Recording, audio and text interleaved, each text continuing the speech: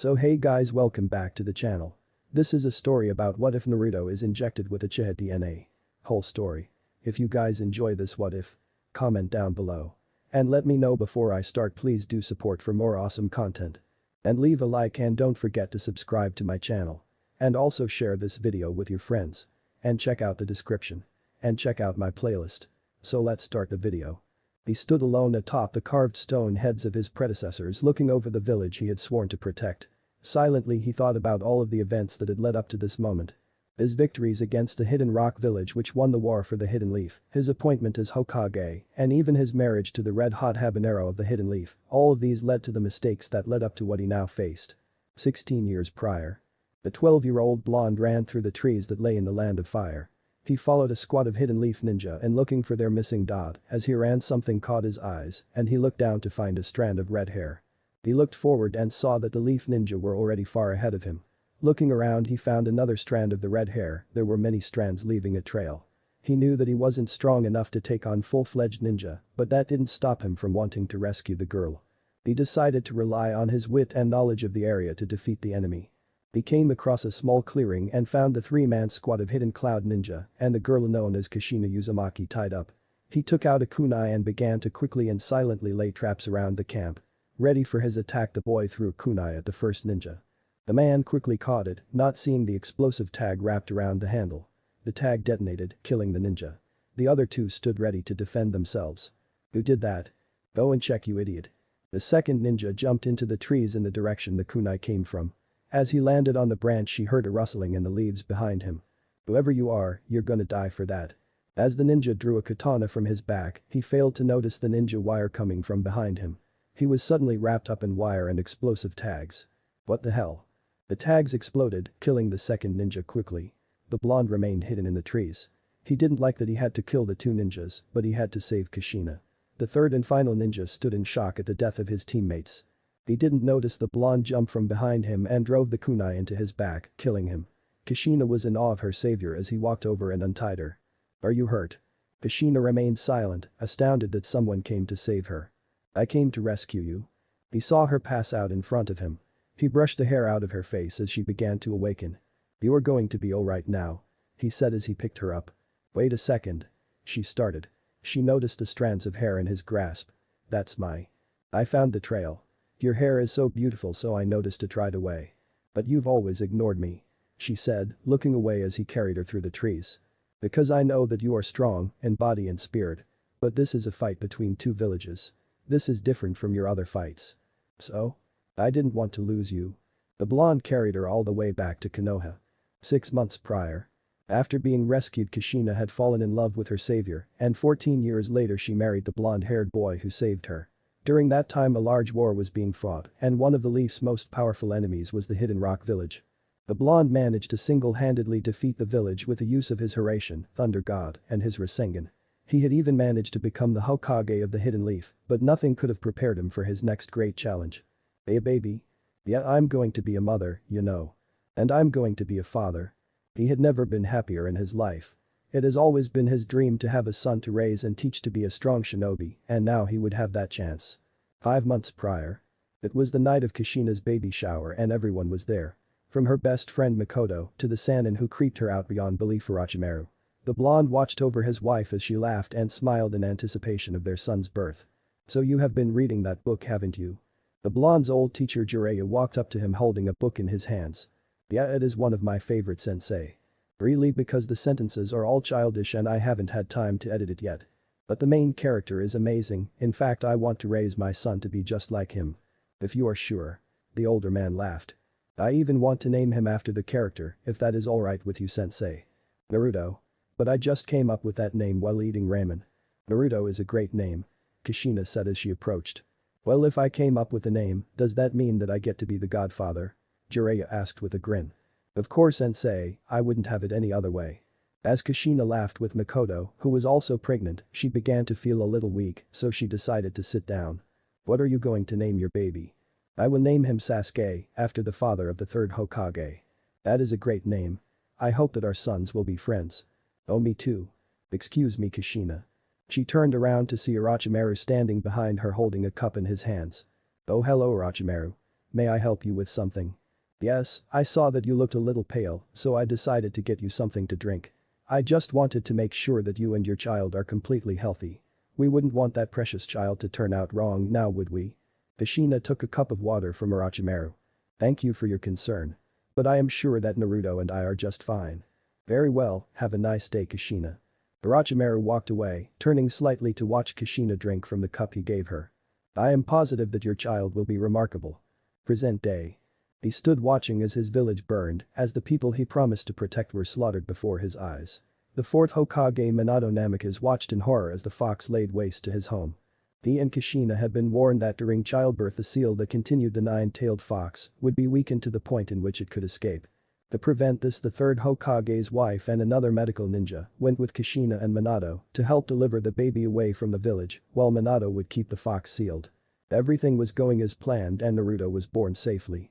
Minato was about to finish resealing the fox when he heard the sound of a knife cutting through flesh behind him. Step away from the Lord Fourth Hokage. Minato turned around to see a masked man holding a kunai to Naruto. The bodies of the medical ninja and Hiruzen's wife lay at his feet. Who are you and what are you doing with my son? Who I am doesn't matter and I will kill your son unless you move away from Kushina now. Minato. Kushina was afraid for her child. Give him to me now. Your catch. The man threw Naruto out of the sky and as Minato caught him he noticed the tag stuck to Naruto's blanket.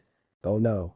Minato used his Hiraishin to teleport Naruto and himself away from the cave and again away from the blanket covered in explosive tags. He set Naruto down into his crib and teleported back to his wife.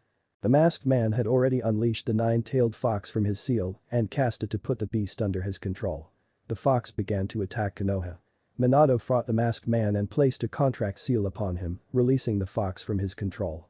You are a strong fourth Hokage to land a blow on me and cancel out my dot, but I would return to destroy this village, that is, if the fox doesn't do it first. The man disappeared using a strange device that distorted the world around him. Minato picked Kushina up and teleported her to Naruto's side. He looked at his wife and child and knew that he had to keep them safe. I'm so glad that you are okay, Naruto. Kushina weakly said to her son. Minato grabbed his cloak and teleported to the top of the Hokage monuments. And it is here where he watched his beloved village burn. Minato watched as the fox opened its mouth and prepared to fire a large black ball of chakra from it. No, not that tailed beast bomb. As the fox launched his attack at the village, Minato used a Hiraishin to teleport in front of the attack and again to send the ball of chakra away from the village, causing a large explosion miles away from the village. He then jumped onto the beast head and teleported it away as well. As the fox appeared in a large clearing away from the village he went berserk, destroying the surrounding forests. Summoning Jutsu? Minato yelled out. The large toad smoking a pipe and wearing a blue jacket appeared next to the nine-tailed fox. Minato teleported atop his head. Minato, what is the meaning of this? I need your help, Gamabunta, please. Fine, then let's send this fox scurrying away. The toad drew his sword and began to battle with the fox as Minato went to get Kushina and Naruto. He brought his wife and son to the clearing and began to set up a sealing altar. Kushina watched in distress as he placed Naruto atop the altar. What are you doing? I need to seal the fox away and I cannot ask another parent to give up their child to do so. So you will subject Naruto to the life of a. Kushina had tears in her eyes as she envisioned the suffering her son would have to endure. I am sorry, Kushina, but if I don't then the fox will destroy Konoha. It is my responsibility as Hokage to protect the village. And it is your responsibility as a father to protect your son. She yelled back. Minato will hurry up. They both heard Gamabunta shout out. Minato, there is another way. What do you mean, Kushina? Kushina made a hand sign and golden chains burst from her back and all around her and began to wrap themselves all around the nine-tailed fox. She began to cough up blood due to the stress on her body. Now when I die I will take the fox with me, the village will be safe and so will our son. My only regret is that I will not be able to see him grow up. She said as she began to cry. No, Kushina, you will get to see him. I am already dead, Minato. I won't survive this, don't do anything stupid. I will use the Reaper Death Seal to seal half of the fox's chakra into myself, then I will seal the rest into Naruto along with your chakra and my own, then when he is older and tries to gain control of the fox's chakra, we will get to see him then. Don't leave our son parentless please, Minato. Don't do that just so I can see him. I'm sorry, Kushina, I love you. Sealing art. Reaper Death Seal. The god of death appeared behind Minato and shoved its hand through his stomach. The ethereal hand began to reach toward the nine-tailed fox. To Minato's horror, before the hand made its way to the fox, another body jumped in the way causing the death god to take its soul instead. No, this can't be happening. The seal activated pulling the soul from the man and causing the body to vanish from existence. A shadow clone, but who would do this? Minato cried out as his own soul was taken by the death god. Minato. Kushina yelled out to her husband. I don't have much chakra left, I'm sorry Naruto. I'm sorry Kushina. I don't have a choice but to seal the whole fox into Naruto. Bewildered it's too much chakra. I know, but I have to try. The nine-tailed fox knew what was about to happen, so to stop itself from being sealed, he thrust his claw towards the baby on the altar. Both Kushina and Minato got in the way of the claw. I guess that both parents have to die to protect their son. Kushina thought to herself. Please forgive me Naruto. Minato said as the nine tails let out a roar as his body began to fade away and his chakra was sealed inside of Naruto. All of Minato's and Kushina's remaining chakra also was sealed into Naruto's stomach. Naruto, we love you. Please. Be good. Kushina said as her life passed from her body. Please. Survive. Minato gasped as the pain of death overtook him as well. The night grew silent. Naruto no longer cried. His heartbeat slowed until it almost stopped. But something from within him caused it to strengthen. His pulse quickened and he opened his eyes to the world. A baby's wails pierced the silent night sky. His parents had left him alone in the world. Only he wasn't. Well, look what we have here. Sorry Minato boy, but I couldn't allow you to take away such a powerful gift. All of the chakra of the nine tails locked away inside of a baby. It's a good thing my serum worked. Kukuku, now to finish what I started. You will be mine Naruto, and one day so will your body. Orochimaru of the Sannin picked up the helpless blonde-haired, whisker-marked baby and disappeared into the night. 6 years later. Orochimaru sat in his dark study underground and reviewed all of his notes on the data he had gathered over the past 6 years. He named the boy Experiment 583 and he was happily amazed by his findings. The boy's physical conditioning was flawless and his cognitive abilities were off the charts for his age. Orochimaru began to shake with the anticipation of what this boy could do for him. Lord Orochimaru? What is Kabuto? Orochimaru had found the silver-haired, glasses-wearing child on a mission while working with the Leaf Elder Danzo, who also controlled a division known as Root. He instantly noticed the child's usefulness, so he took him under his wing. In the year Kabuto has been with him, he has made significant progress with 583, much to Orochimaru's pleasure. I have just been informed that none of the children you injected with Hashirama Senju cells survived the process. The experiment was a failure. That is disappointing to be sure, but it isn't a complete waste. Perform autopsies on all of them and bring me your findings. Yes, Lord Orochimaru, if that is your command. Kabuto closed the door and went back to the labs. Orochimaru went back to studying 583's progress. It seemed that he had gained his father's innate genius. And of course his mother's large chakra reserves were also passed down. Orochimaru had even succeeded in breaking through the seal and releasing a larger amount of the Kyuubi's chakra into Naruto's system, though the seal repaired itself too quickly for any significant physical change to occur. I believe it is time to speak with the boy once again. He said to himself as he left the study in search of his experimental gold mine. When he reached the boy's cell he peered in and saw the child meditating on top of his bed.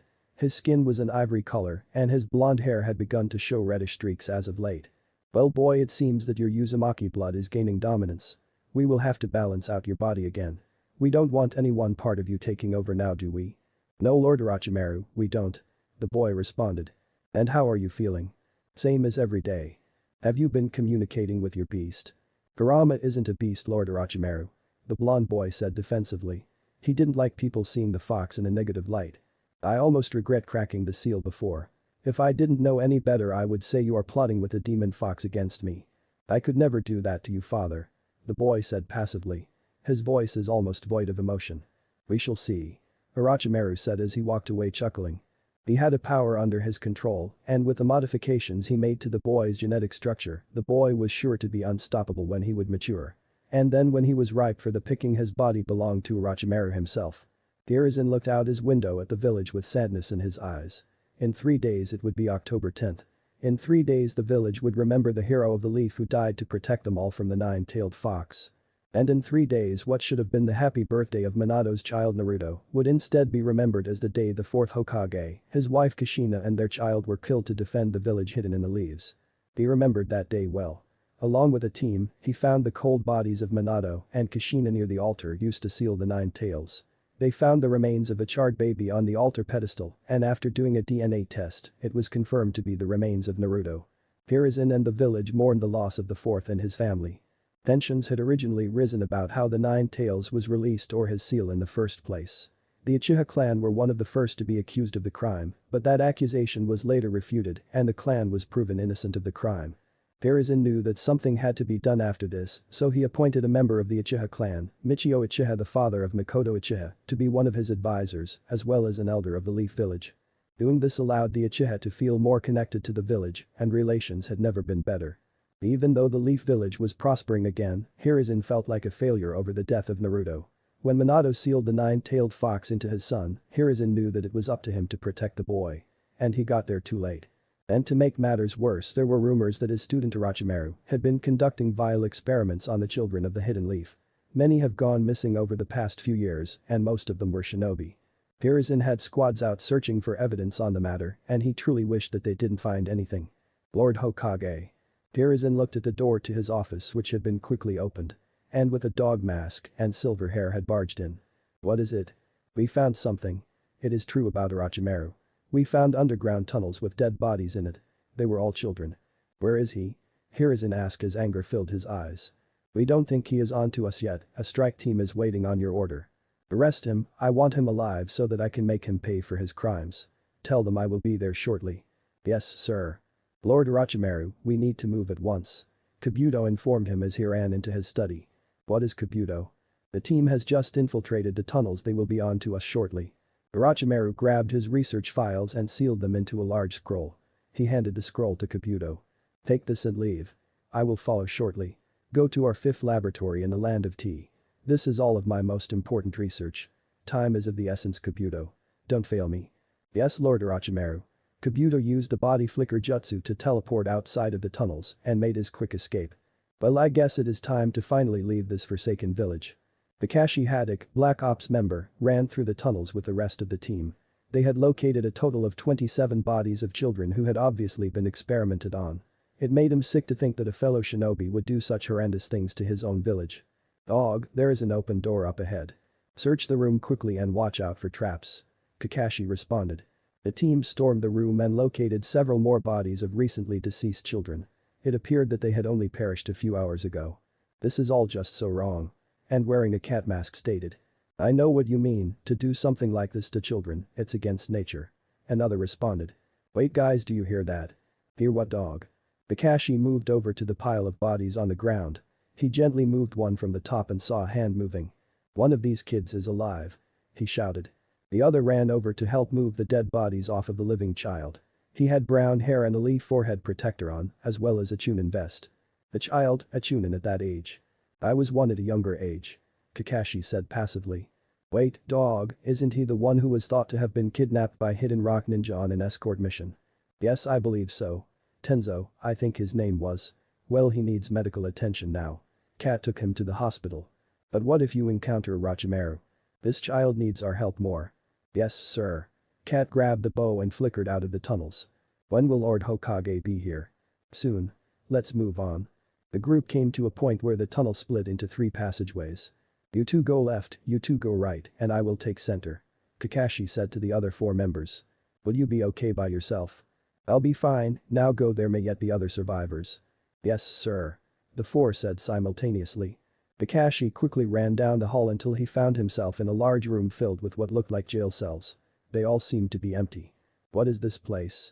He looked around the room until a voice shook the silence. Hello, who are you? Kakashi turned around to see a child no more than 6 years old sitting in a cell. The child looked somewhat familiar. His skin was ivory white and he had long spiky blonde hair with red streaks throughout it. His eyes were the weirdest part of him though. One was a cerulean blue hat that looked very familiar with blonde hair. The other was a luminescent green that looked natural and pure. Who are you? The boy asked again. I'm from the Hidden Leaf Village. You should leave this place, father won't like it that you are here. Father? Orochimaru. He doesn't like visitors. Orochimaru is your father. Kakashi was bewildered by the statement. Upon further inspection he noticed the shape of the boy's face and the red hair against it. The blue eye was so familiar. Sensei. Well, how good of you to join me here, Kakashi Haddock. Kakashi spun around to see Orochimaru approaching him. I never expected you to be the one to find this place, though with here sensei was, I guess I shouldn't be too surprised now should I? Orochimaru, you are under arrest for crimes against the Hidden Leaf Village. Kakashi said, shaking slightly from the snake's presence. Fukuku, oh Kakashi, you humor me. Do you really think that you are strong enough to capture me? I am a Sannin after all. I will not allow myself to harm another innocent soul. Such conviction. Sarutobi-sensei has really pushed through to you, hasn't he? No matter, I cannot allow you to get your hands on my child now, can I? Orochimaru made several hand signs quickly and slammed his hands on the ground. Reverse summoning seal. The cage that the blonde-haired kid was in began to glow behind Kakashi and suddenly the child vanished from the room. What did you do with him? Oh, I just sent him somewhere a bit further away. Can't have you getting into too much trouble with me now, can I? Kakashi knelt D0 on and his right hand began to glow and crackle as the sound of 1,000 birds filled the room. Oh my, you're Chidori, I have heard stories about that. Actually, this is my more powerful lightning blade and you are the first to witness it. Kakashi ran towards the Sannin at incredible speed, but the snake flashed away and appeared behind him.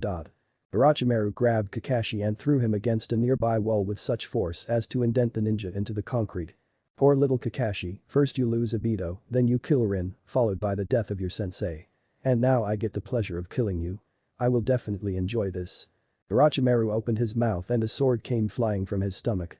As he gripped the blade's hilt, the snake laughed maniacally, preparing to strike down the Anbu ninja. He raised the sword into the air. Goodbye, Kakashi.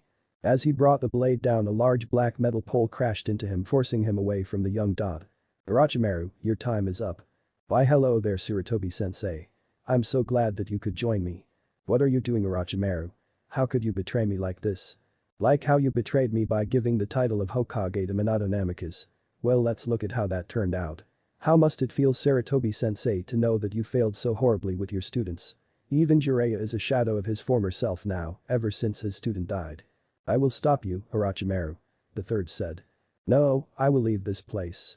But I promise that I will return, and when I do, I will burn this whole insufferable village to the ground. Orochimaru said with venom in his voice and a demonic look in his snake-like eyes. I really have failed you so. Hiruzen said sadly. You should be proud of Sarutobi-sensei. Your student has surpassed his master and will bring this shinobi world to its knees. Farewell, sensei. Orochimaru seemed to merge with the ground and he was gone. Hiruzen stood, too shocked to move for the moment. He was snapped from his thoughts by a groaning noise. Kakashi. He ran over to the wall. Are you okay? I will be. Damn, that really hurt. I will get you some help. Lord Hokage. Yes. Are you sure that Naruto is actually dead? Why would you ask such a thing? Of course he is dead. You saw the body and the coroner reports. I just saw a child and I swear he looked like Minato-sensei. Kakashi passed out as he finished the sentence, leaving Hiruzen in a state of shock. It was impossible. Naruto couldn't be alive. Could he? The young blonde woke up in the woods. He heard the sound of what seemed like a pig winking nearby. The last thing he remembered was Orochimaru teleporting him away, but the boy intercepted the chakra flow of the and caused his body to go to another location. I got away. I actually got away. He heard the same winking again, so he stood up and followed the noise.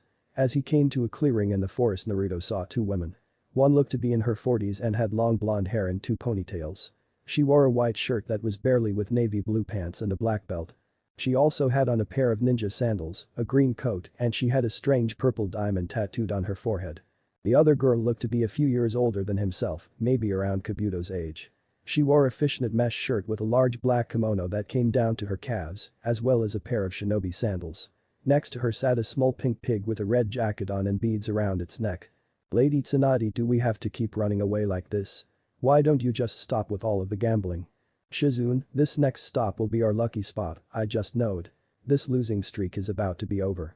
That's what you said about the last town, and the village before that, and the city before that one. Shizune replied exasperatedly. What, don't you trust me, Shizune? Tsunade said, feigning hurt. Of course I do, Lady Tsunade. She replied, afraid of offending her teacher. Oink. The pig named Tuntun squealed, knowing how obliviously Shizune just acted. Well then, let's get moving. Tsunade started to walk away. As she walked, she saw a small blonde boy wearing tattered clothes. He was watching them intently as if he had never seen people like them before. Lady Tsunade, what's wrong? Shizune asked. She turned to look in the same direction and she too noticed the boy. Hey kid, are you okay? Shizune yelled out as she ran up to him. The blonde saw the lady running towards him and he took a defensive pose. He was afraid that she would hurt him like Orochimaru and Kabuto did. Tsunade noticed the change in his posture and she started to walk towards the boy as well. "Are you okay?" Shizune asked him as she stopped a few feet away from him. "Where are your parents?" "I don't have parents, or at least not one I want to get back to," he answered. "Are you hurt?" He silently shook his head no. Shizune backed away for a moment. "Yes, Lady Tsunade." Tsunade knelt down next to the scared boy. She did a quick scan over him and noticed how striking his eyes were. She could also feel the chakra radiating off of him. "Where did you come from?" "My father's laboratory." "What is your father's name?" "Orochimaru." Tsunade paled at the answer. She also knew that it was impossible as the boy had no resemblance to her former team member. "Excuse me, lady. You can call what you need. Are you from Konoha? You look familiar." "Yes, I am. Who do I look like?" "You look like Tsunade Senju of the Sannin and the last known member of the once great Senju clan. But you can't be her because she would be a lot older than you are." Tsunade couldn't believe that a child so young would have so much knowledge about her to be able to recognize her on sight. Sure, she was famous, but he looked like he was 5. "I am her. I used to look younger than I actually am." Suddenly the boy grew a large smile on his face. "So you can take me to Konoha." "Wait, what?" "I read about the Hidden Leaf Village in a book and I want to go to the place where the 4th Hokage once lived." "Why do you want to go there?" "I want to see the village where he sealed Kurama inside of me." "Who?" "Kurama, the nine-tailed fox." Tsunade's eyes widened significantly. He couldn't be. The hair. And blue eyes. It wasn't possible he was dead. "Naruto?" Hiruzen sat at his desk looking over the shinobi mission reports that had come in the past few days. Ever since the discovery of Orochimaru's crimes and his inevitable defection from the Hidden Leaf, the village had been in a state of shock. Not only had their Sannin hero been kidnapping their shinobi children, he had caused their deaths through gross experimentation. It was a betrayal that no one had seen coming. He had also been shaken due to Kakashi's alleged identification of a child who may have been the 4th Hokage's son. But there was no evidence to support the claim, mainly due to the fact that the boy couldn't be located as Orochimaru took him. Hiruzen didn't want to get his hopes up that the boy could be alive. He didn't think he could bear that grief again. On a more peculiar note, a message had been sent to him by one of his old students. Tsunade Senju, his prized medical specialist, had sent a note that informed him that she would be in the village on October 10th, which was today. He read the note again to see if he had missed anything. "Sensei. Sealed in this note are a few samples of blood. I need you to have the village medical staff check it against all known shinobi records. It will probably take 2 days for their tests to be completed. I ask that all information regarding these samples be kept secret until I arrive. Do not read the results, Sensei. I will be arriving in the village on the 10th of October, in 3 days' time. Tsunade." She didn't give him any reason as to why she was returning or why she wanted those blood samples to be checked, not that he needed one, but she had before sworn to never enter Konoha again. She hated the village after the death of her brother Nawaki and the love of her life Dan. He didn't care why she was coming, he was just happy to see her once more. "Having fun there, Sensei?" Hiruzen quickly turned in his chair to see a tall man with long spiky white hair, wooden sandals, a fishnet mesh shirt, green robe and pants, and red vest, as well as a forehead protector with a kanji for oil on it. He also had red face paint going down his face from his eyes. "Jiraiya. You're here too. So, you got Tsunade's message as well then. How does it feel to see all 3 of your students within the same week again, Sensei?" The man asked with a smile. "It is great to see you again, Jiraiya, it has been far too long. Well, I've been keeping an eye out, looking around for the past few years. Still looking for Minato's son. I refuse to accept that he is dead, Sensei. I just cannot have failed Minato and Kushina again. I know how you feel. I have felt the same way ever since we lost the 3 of them." Jiraiya walked around Hiruzen's desk and sat in the chair directly across from his old sensei. "Do you have any idea what she wanted?" "Not a clue. I am frankly surprised that she sent a note at all." "Same here. Tsunade hasn't spoken to me since the last time she caught me peeking. I mean researching for my next book." "That reminds me, when is the next book going to be out?" Hiruzen asked with a slight blush. "Haha, Sensei, you old pervert. I will have the next book in the Makeout series out in stores in a few months." Well, that's good to hear. He was happy that for even a few seconds he could forget about all of his stress and guilt over Naruto. "So when should she be here?" "Anytime now, anytime." Jiraiya pointed to a sealed file atop his sensei's desk. "What is that?" "That is the reason for Tsunade's visit and it is not to be opened until she arrives."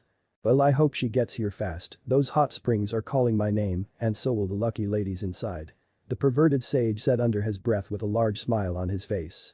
Tsunade, Shizune, and the blonde boy were walking down the dirt road through the land of fire. While the boy was unnaturally quiet for a child of his age, Tsunade was thinking about their conversation the other day after she had met him on that hilltop. Flashback. Naruto?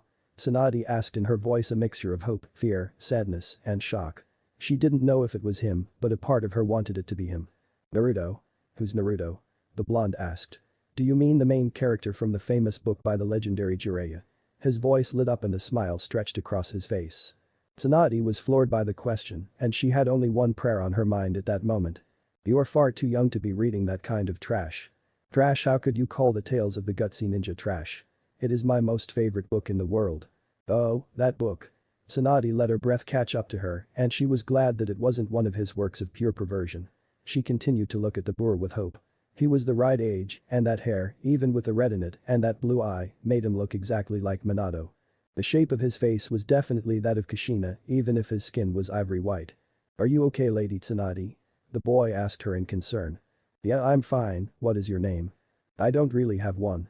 Orochimaru just called me Experiment 583. The boy said with a frown. Well, what would you like me to call you? The boy thought hard for a moment and then his face lit up with a smile. Can you call me Naruto? I don't know why you said the name before, but I really like it. He was my favorite character from Lord Jiraiya's masterpiece. Tsunade and Shizune couldn't help but smile. If that is what you want, then we shall call you Naruto. I really hope it is you. Naruto, how do you know about the nine-tailed fox? Shizune asked. Orochimaru told me all about it and I talked to him. He is my only friend in the world. Unless, wait, are you my friends now? Tsunade smiled sadly. This boy was incredibly intelligent for his age and it was easy to forget exactly how old he was. But at the end of the day he was still just a little kid. Yes, Naruto, we are your friends now. Afterwards Tsunade had to convince Naruto to allow to take samples of his blood. But she had a really hard time as he was terrified of needles. She figures that it was a natural reflex due to the experimentation Orochimaru put him through. In the end she had to use medical ninjutsu to put him asleep while she collected the blood samples. She sent them to the third Hokage in hopes of discovering Naruto's true identity. When Naruto awoke he was initially mad at Tsunade, but she explained to him that she just had to make sure that he was okay and not sick. As his friend she needed to look out for him and protect him. That seemed to make the boy smile again. He was happy to have friends who cared so much about him. Flashback over. Tsunade looked on ahead and saw the giant gates of Konoha. You could even see the Hokage's faces carved into the side of the mountain from where she stood. Naruto, look, we're here. We are. The blonde kid grew excited at the prospect of being in Konoha. I can see faces. Those are the Hokage stone faces, right, Lady Tsunade? That's right, Naruto. Wow, I never thought they would be so massive. Shizune just giggled at the blonde's wonder. She found it incredibly cute. The group of three approached the gates to Konoha and Naruto was getting antsy. He wanted to run up and look at everything. As the young boy ran across the border of the village someone yelled out to him. Hey kid, what do you think you're doing? Naruto looked over to see two ninja dressed in the standard Chunin attire sitting at a desk marked Welcome Station. He ran over to the desk with a smile. Naruto, what are you doing? Tsunade walked up behind him with Shizune not far behind. Lady Tsunade? You're here, in the Leaf Village? One of the two Chunin said, shocked. That would be right. This is Shizune and she is my apprentice and this little runt here is Naruto. He is also with me. Alright, we just need you to sign these forms. Can Shizune handle that? You have a meeting with the Hokage. Yes, that is no problem. Shizune met me in the Hokage's office. Yes, Lady Tsunade. As Tsunade and Naruto began to walk towards the Hokage's building. As they were walking Naruto looked all over at everything that he could see, soaking up as much information that he could gain visually. As they walked a shouting could be heard from ahead of them. Come on, brother, please train with me. Another time Sasuke, we don't have time to train at this second. No fair, I'm bored. Ahead of them a black-haired boy was walking along with a much younger boy who was clearly his brother. As the older of the two looked ahead and saw Tsunade he stopped in his tracks. Lady Tsunade, it is a pleasure to see you in person. Hello there and you are? The younger brother ran up before the older one had a chance to respond. That is my older brother Itachi Uchiha. He's 11 and he just made it. Tsunade smiled and knelt down as Itachi rolled his eyes at his brother's antics. Oh really, and who are you? I'm Sasuke Uchiha and I'm 6. I'm gonna be the next head of the Konoha police force. Are you really? Well Sasuke, you know you shouldn't tell everyone you meet about your brother being an Anbu. It's supposed to be a secret. Sasuke's face just paled, even more so than the already ivory-skinned boy's color was. I didn't know that, I'm not in trouble am I? No, you're not. Tsunade felt someone pulling at her pants, she looked down to see Naruto hiding behind her slightly. Sasuke noticed the little boy behind the strange woman. Who are you? The young Uchiha asked somewhat forcibly. Naruto didn't answer at first, not knowing whether or not he should trust the kid. Go on and answer him. Tsunade told him. Naruto came out from behind her back and stepped toward Sasuke. He held out his hand to the Uchiha. I'm Naruto. How old are you, Naruto?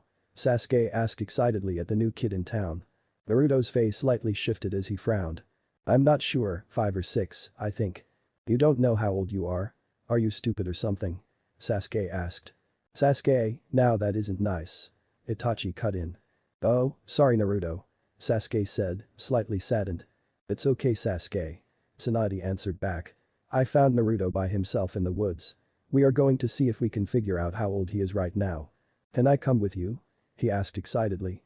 Naruto also looked happy at the prospect of Sasuke coming along. Can he? Sorry Naruto, not this time. Tsunade answered. Sasuke and I have to be heading home anyway. Maybe we will see you again soon though. Goodbye Lady Tsunade, goodbye Naruto. Itachi said as he grabbed Sasuke's hand. Bye Naruto. Sasuke said to his new friend. Bye Sasuke. Naruto responded. Lady Tsunade, what are you doing in the middle of the street? Shizune said as she ran up and met the two. I thought that you would have been at the Hokage Tower by now. We got a little sidetracked meeting a new friend, right Naruto? Yup. He answered. Well let's get moving, Lord Hokage is probably waiting for us. Shizune advised. Hiruzen and Jiraiya sat in his office discussing many things as they waited for Tsunade. From news that spread throughout the shinobi nations to Jiraiya's perverted exploits, their topics were never boring. Hiruzen smiled for the first time in a while with his old student. So did you ever master your sage mode? Ugh no, I've been too busy for that serious of training. Busy with what Jiraiya? You know, my research. The toad sage said with a creepy grin. The knocking came from the door. Yes. Lord Hokage, you have some visitors. Send them in. Yes, sir. Well it is about time. Jiraiya said a little too loudly. Damn woman is always law. What was that Jiraiya? He slowly turned around to see his old teammate glaring at him. Tsunade? Hey there, I was just saying how you were always law. Lovely. Especially today. You look damn good. Good try Jiraiya. Hiruzen couldn't help but chuckle at his students bickering. Just like old times. He thought to himself. Well Tsunade, what did you need to see me about? Hello sensei, do you have the files from the medical teams? Yes they are right here. He handed the folder to Tsunade who grabbed it and ripped it open quickly. Thank you for not reading it sensei. I just did as you asked Tsunade. As Tsunade read the detailed analysis of Naruto's blood work, a slight smile came to her face and she began to cry. But as she read farther the smile slowly turned into a frown and from a frown to full-blown fire in her eyes. Tsunade Senju was pissed and the target of her anger was Orochimaru. That snake bastard. What's wrong Tsunade? Hiruzen and Jiraiya asked at the same time. Tsunade closed the file as she finished reading it and wiped the tears from her eyes. First things first, Shizune, please bring him in here. Who? Jiraiya asked. Tsunade, who do you have with you? Hiruzen questioned her. Just watch sensei. Shizune opened the door and slowly brought Naruto into the Hokage's office. Jiraiya's face instantly turned from curiosity to full-blown shock. Hiruzen felt tears coming to his eyes. He couldn't believe it. Naruto? They both asked at the same time. Hey, how did they know my name? I just made it. The blonde asked Tsunade. What do you mean you just made it? Jiraiya asked. Okay I need the both of you to stay calm for a moment. I found Naruto here in the woods near the land of tea. He had no idea who he was, what his name was, or even how old he was. But he claimed to know who his father was and that he didn't want to go back to him. Who did he think was his father? Hiruzen wanted answers and he wanted them now. Orochimaru is my father. Naruto said to the two older shinobi surprise. His hair and eyes. How is this possible? Hiruzen asked in shock. I think he just told us sensei. Jiraiya responded. Orochimaru.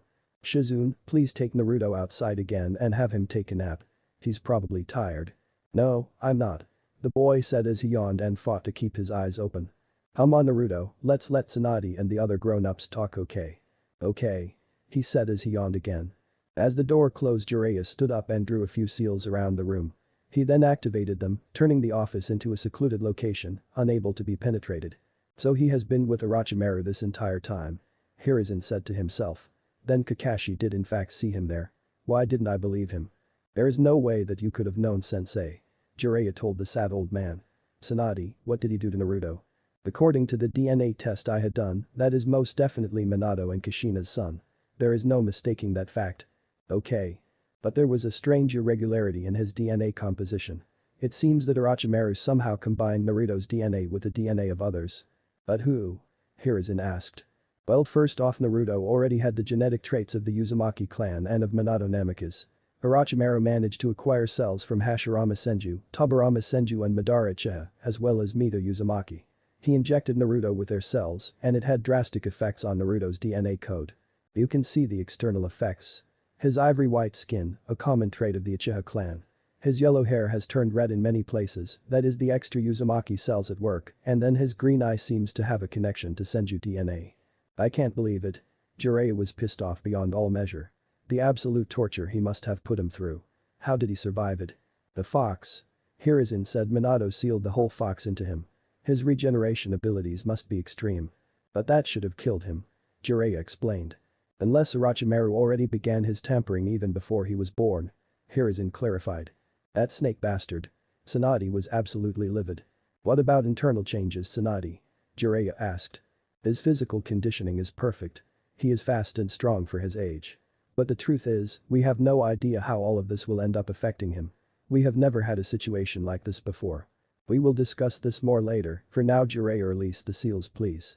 You got it, sensei. Jiraiya placed his hand on one of the seals, and they all seemed to disappear. As they opened the door, they were surprised to see the members of the Hidden Leaf Council standing in the doorway. Hello Tsunade, how good of you to have come back. A man with bandages around his eye and a missing arm said. Danzo, what is the meaning of this? Hiruzen questioned his old friend. We received reports that two of our Sannin had returned, and now we found a strange child as well. Hiruzen, you have been keeping secrets from us. We have called a village council meeting, and we expect you all to be there. Michio, Homura, Kaharu, you all agree? I'm sorry Hiruzen, but Danzo showed us the files on the boy. Michio said to his old friend. What, that was not public information. Tsunade yelled angrily. And the public hasn't yet seen Princess Tsunade, but you had no right keeping that information from the council, so now they have all been informed. We will discuss this later Danzo, this isn't over. Oh, I wouldn't dream of it Hiruzen. In the hospital Tenzo was unconscious and lying down in his bed. Next to him was a small bonsai tree left by Kakashi. As the teen gently kept a steady breath in his sleep, his chakra began to flare. The bonsai tree began to grow ever so slightly. His eyes opened, revealing a forest green glow. Danzo sat at the foot of a long table, to his right sat Homura and Kaharu, and to his left sat Michio. On Michio's left sat the Shinobi Clan Council, which was made by the heads of the noble clans of Konoha. They were Chiauza Akimichi, Shibi Aburam, Hiashi Hyuga, Tsu Minyazuka, Shikaku Nara, Fugaku, Uchiha, and Inoichi Yamanaka. On Kaharu's right sat the Konoha District Council, civilians elected to run each of the Leaf Village's 7 districts. They were Daiki Sato of District 1, Ryota Ito of District 2, Rina Shimizu of District 3, Hiroki Tanaka of District 4, Miyuki Haruno of District 5, Chihiro Ogawa of District 6, and Yusuke Yamada of District 7. All of the council members sat patiently waiting for Hiruzen Sarutobi to enter. They had not had a large meeting of the council since the death of the 4th Hokage Minato Namikaze. Hiruzen walked into the council room along with Jiraiya and Tsunade, as well as 4 of his operatives who would sit in each corner of the room. He sat down wearing his red and white robes and took off his hat. Tsunade sat on his left while Jiraiya sat on his right. So you all wanted a meeting to be held, here I am. As the 3rd Hokage of the Hidden Leaf, I hereby start the meeting of councils. Who would like to begin? Danzo stood up, much to Hiruzen's dismay. Okay Danzo, you may begin. Thank you Lord Hiruzen. We called this meeting to discuss matters of great importance to the entire village. A matter that you, Hiruzen, neglected to inform any of us about. The return of the 9-tailed Jinchuriki. Sorry to interrupt you Danzo, but I do believe that the child has a name. It is Naruto Namikaze, as you are all aware.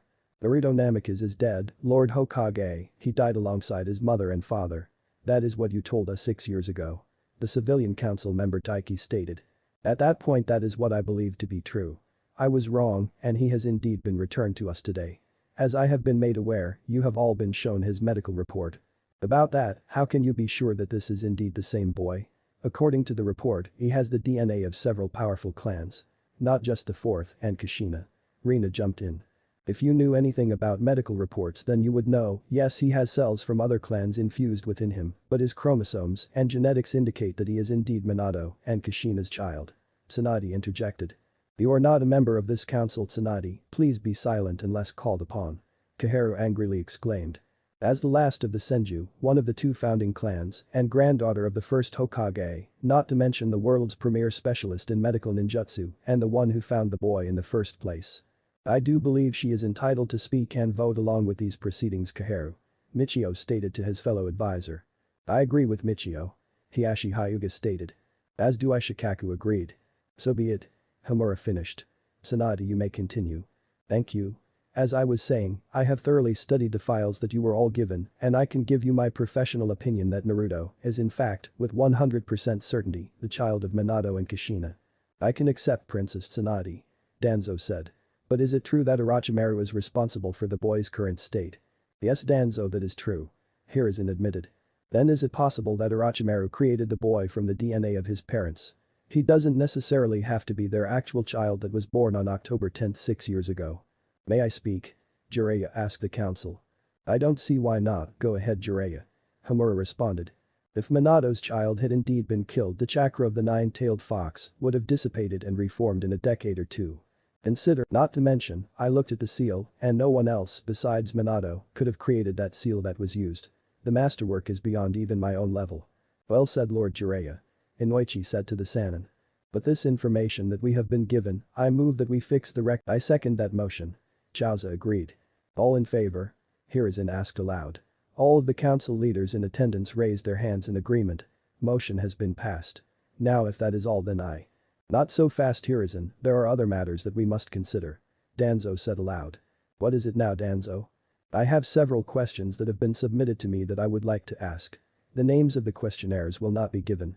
First, is the nine-tailed fox safely sealed away? We do not want it to escape. The answer is yes, the seal is perfect. Naruto's chakra system and the fox's will merge until Naruto has complete control over all of the fox's chakra. The fox has no way of taking him over. Jiraiya answered. As a well-known seal master, I believe that we should listen to Lord Jiraiya. Shibi stated. Agreed. Danzo answered. Second, do you know how the experimentation on the boy will affect him? There is no way to tell at the moment. But negative effects are not likely at this point. He has lived through procedures no one else could have survived. But he could become a powerful asset to the village. Tsunade answered. Very good. That brings me to questions 3, 4 and 5. Where will he live? Who will take care of him? And will he become a shinobi? Is it true that he has Uchiha blood in him? Fugaku asked. Yes. Tsunade answered. Then I believe that the Uchiha clan should take him. Absolutely not, the Hyuga clan will not allow you to take him, you will just use him for your own power. Hiashi spoke out. How dare you accuse me of such a thing? If I may, Lord Hokage, the boy also has Senju blood and Uzumaki blood, am I correct? Shikaku asked. Yes, his mother was Kushina Uzumaki and Orochimaru gave him Senju DNA. Then why doesn't Lady Tsunade raise the boy? That is up to her. Hiruzen answered. Jiraiya has been listed as Naruto's godfather as well. I believe the best solution would be to leave him in my care, Lord Hokage. Danzo announced. Absolutely not. Tsunade shouted back. I will raise the boy to be a weapon for our village like no one has seen before. Also his blood needs to be researched. If we could give all of our shinobi his potential power, then our village would be unstoppable. The civilian council seemed to agree with the old warhawk. Naruto is not a science experiment, Danzo, nor is he a weapon to be used in such a way. He is the living, breathing, human son of our fourth Hokage and will be treated as such. Tsunade was livid at Danzo's proposal. Tsunade, all ninja are weapons for their village. He responded. I move that Naruto be placed in my care. Danzo, do not try this. Not with Minato's child. I second that motion, Hiruzen. Homura responded. Fine. Hiruzen said, gritting his teeth. All in favor. Danzo's hand raised as well as Homura and Koharu. 6 of the civilian council's hands shot up. Ibuki, what are you doing? Yusuke asked. I don't believe that a child who has already lived through 6 years of hell should live through more. All opposed. Everyone else's hands raised into the air. Motion denied. I think that Tsunade Senju should raise the child. Jiraiya spoke out. You are not a member of this council, Jiraiya. Danzo quickly said. Fine, then I will make the motion. Michio said. Lord Michio? Fugaku questioned. Fugaku, you are a great head of our clan, but what this village needs is balance. The Uchiha cannot take too much power. It is bad for the village as a whole. Fugaku nodded to his father-in-law in respect. I second the motion. Hiashi Hyuga said aloud, earning a few astonished looks. All in favor? All of the shinobi council's hands raised high. Tsunade, Michio, Hiruzen and Mabuki also raised their hands. Majority rules, motion carried. Tsunade will take care of Naruto. Thank you sensei. Tsunade said, slightly amazed that she now had to care for a child. I would like to make a request of you through Tsunade. Hiruzen said. What is sensei? Naruto is the son of Minato and Kushina and as such I would like him to be raised within village walls. I want you to come back for good. I'll see how the village acts first sensei. Understandable, though I was also hoping that you would open up a medical ninjutsu academy as you wanted to before. We are no longer in a war so we have the resources to do this. And there is no one better to run such a thing than you. Also you, my student, are the last living heir of the Senju clan. If not for your grandfather this village would not exist. Therefore I hereby grant you a seat on the Shinobi Clan Council. Are you serious sensei? Very seriously, the Senju clan more than deserves it. Does any member of the Shinobi Clan Council disagree with this decision? They all shook their heads no to answer the Hokage. Then it is decided, the Senju clan will have their seat once again. I will do it. She said with a large smile. I am glad to hear Tsunade. Welcome back to the village. It has been too long. Dan, Nawaki, and your grandfather would be proud of you. Danzo was getting angry while watching the scene before him. Hiruzen continued to make the village weak in his eyes. I vote for a vote of no confidence in Hiruzen Sarutobi as Hokage of our village. Everyone's heads turned on that note. Excuse me Danzo. Hiruzen, you are no longer fit to wear that hat. I will not allow this village to weaken anymore. We should be the most powerful of any nation, but it cannot happen if you are Hokage. How dare you? Hiruzen asked, pissed off. I second this motion. Yusuke said aloud. If that is what you wish then the motion will be voted on. All in favor. Danzo raised his hand as did Yusuke, Chihiro, Daiki, and Hiroki. But they were alone in that regard. What is this? Danzo yelled. Danzo Hiruzen has led this village well for many years and while he may make decisions that we do not agree with, sometimes we would never want him to step down unless there was a truly viable candidate. Homura said to him. And you are most certainly nodded. Kaharu agreed. Your motion is denied. How has it come to this my friend? You are a weak old fool Hiruzen. This village has the potential to be unstoppable. The will of fire is lost to you. The will of fire lives in all of us so long as we are prepared to lay down our lives for the safety of others. You Danzo have betrayed me greatly on this day. You call a meeting behind my back, try to steal power for your own benefits and goals, and attempt to overthrow me out of this position. I think that you have forgotten something my friend. This is not a democracy. This is a dictatorship and I have the last say as to what happens within these walls. This council was created for the purpose of distributing power and helping the Hokage run the village, not to run the village themselves.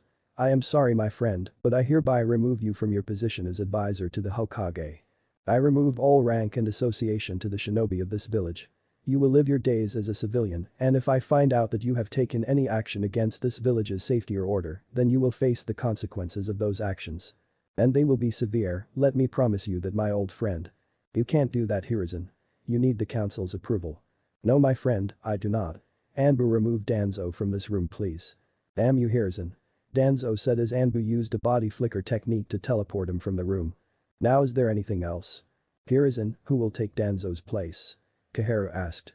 Jiraiya I would be honored if you would do this. Sensei I cannot stay in the village.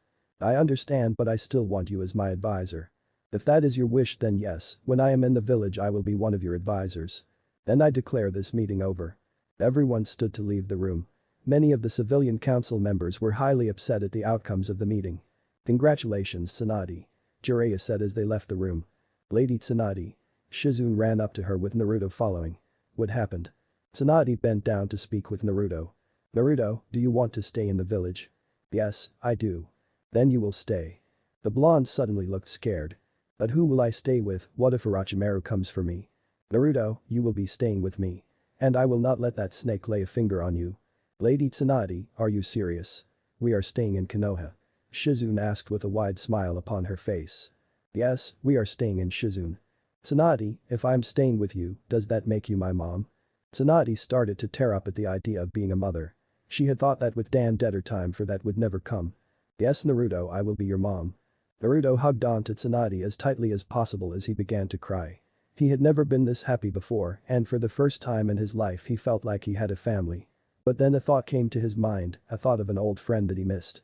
Mom, so you found me when I got away from Orochimaru, right? Yes, why Naruto? Did you find any of the other kids he had? No, I didn't, sensei. Naruto, when we raided Orochimaru's underground labs, all of the kids we found were dead. Well, except one, but he was in a severe coma. Was it my brother? Naruto asked with hope in his eyes. Your brother? Lord Hokage. A nurse came running down the hallway. Lord Hokage, you need to come quickly. What is it? You just need to see this. Please, we might need your medical expertise at the hospital. Hiruzen said to his student. Tsunade picked up Naruto as she ran with the Hokage to the hospital. They heard a loud crash as they approached the building and saw a tree burst through the wall. What in Kami's name is that? Tsunade asked. Let's hurry. As they entered the hospital, another nurse came up to them. Sir, it's that boy that you brought in. He awoke from his coma and he just freaked out. What room? Second floor, room 221. Tsunade, let's go. They ran up the staircase and came up to his room. As they looked through the door, they couldn't believe what they were seeing. Tree branches and leaves began to elongate and twist all around the room as the teen cried out on his bed in fear. They could see his chakra becoming visible as the tree on his nightstand reacted. This is impossible. I've never seen something like this since. Hiruzen couldn't finish his sentence. Grandfather? Tsunade said to herself in shock at the power of wood release she was witnessing. Naruto jumped out of her arms and ran to the teen on the bed. He jumped up next to the boy and threw his arms around him. Brother, stop it. Don't be scared. Please. Both Hiruzen and Tsunade thought at the same time. The teen opened his eyes and looked at Naruto and his chakra stopped flaring. The tree began to slowly shrink away and went back to its normal size. A large gaping hole remained on the side of the hospital wall. Tsunade took a good look at the boy on the bed. He had short spiky brown hair and large eyes. But the thing was that they had a strange green glow to them until the tree went back to normal, then they were black as black could be. 583, I that you? Yeah, it's me brother, don't be afraid anymore, I don't like it. I'm sorry little brother. Excuse me Naruto, how is this? I didn't know that you had a brother. Tsunade said to the blonde. This is experiment 575. He looked out for me when Orochimaru had us, but now we are both free. Tsunade approached the boy. Do you know who you are or what has been done to you? I don't remember my real name. It's been so long. But I do know that Lord Orochimaru said he was trying to inject Hashirama Senju cells into our bodies. Everyone else died though. I'm so glad that 583 here is safe though. My name is Naruto, now brother. Naruto said. Tsunade, this boy's name is Tenzo. He went missing when he was 5 years ago. He was a chunin at 7, which is probably why Orochimaru wanted him. Who were his parents? He was an orphan before that. Tsunade walked to the bed. Naruto, still hugging his brother, looked over to her. Can he live with us please? I don't want to lose him again. Of course he can, that is if he wants to. Yes, I don't want to leave my brother alone. Okay then Tenzo, you will live with me and Naruto. Naruto ran up and hugged Tsunade tight. Thanks mom. Tsunade started to cry as she heard Naruto call her mom. Excuse me, you called me Tenzo? Yes, that was your name before Orochimaru took you. Tsunade explained. And I didn't have a family before that? He asked her. No, I'm afraid not. Then I want to change my name. What would you like to be called? Tsunade asked him. He thought for a few minutes and then looked up to her. Then my name will be Yamato, for that is what I will strive for harmony. Sensei, I would like to adopt both Naruto and Yamato. Hiruzen smiled at his student. So be it Tsunade. Your compound is still available if you would like to move in. Thank you sensei. Come on you two, it's time to be a family. Naruto looked at Tsunade and Yamato and smiled. Family huh, that sounds great. He thought to himself. Congratulations, Naruto. A voice rang inside his head. Naruto, Tsunade, Yamato and Shizune walked out of the Hokage's tower. Tsunade had just signed the papers to adopt Yamato and Naruto as her children. Tsunade, after having noticed Naruto and Yamato's lack of decent clothing, decided that the first thing they needed to do was get some good clothes for her new sons. Tsunade led the group to a nearby store and walked up to the counter. Hello there, how can I help you? You're Tsunade Senju. The store clerk said as. Yes I am. Oh Kami, the great lady Tsunade in my store. How may I help you today? Well first off it's just Tsunade if you please and second I need some new clothes for my two sons here. I didn't know you had children. The store was clearly surprised. I just adopted them. So can you help me? Of course right this way. Naruto was led to the children's section of the store and he looked all over for something that he liked. The clerk showed him many different styles of clothing that are colored blue, red, yellow, and even black.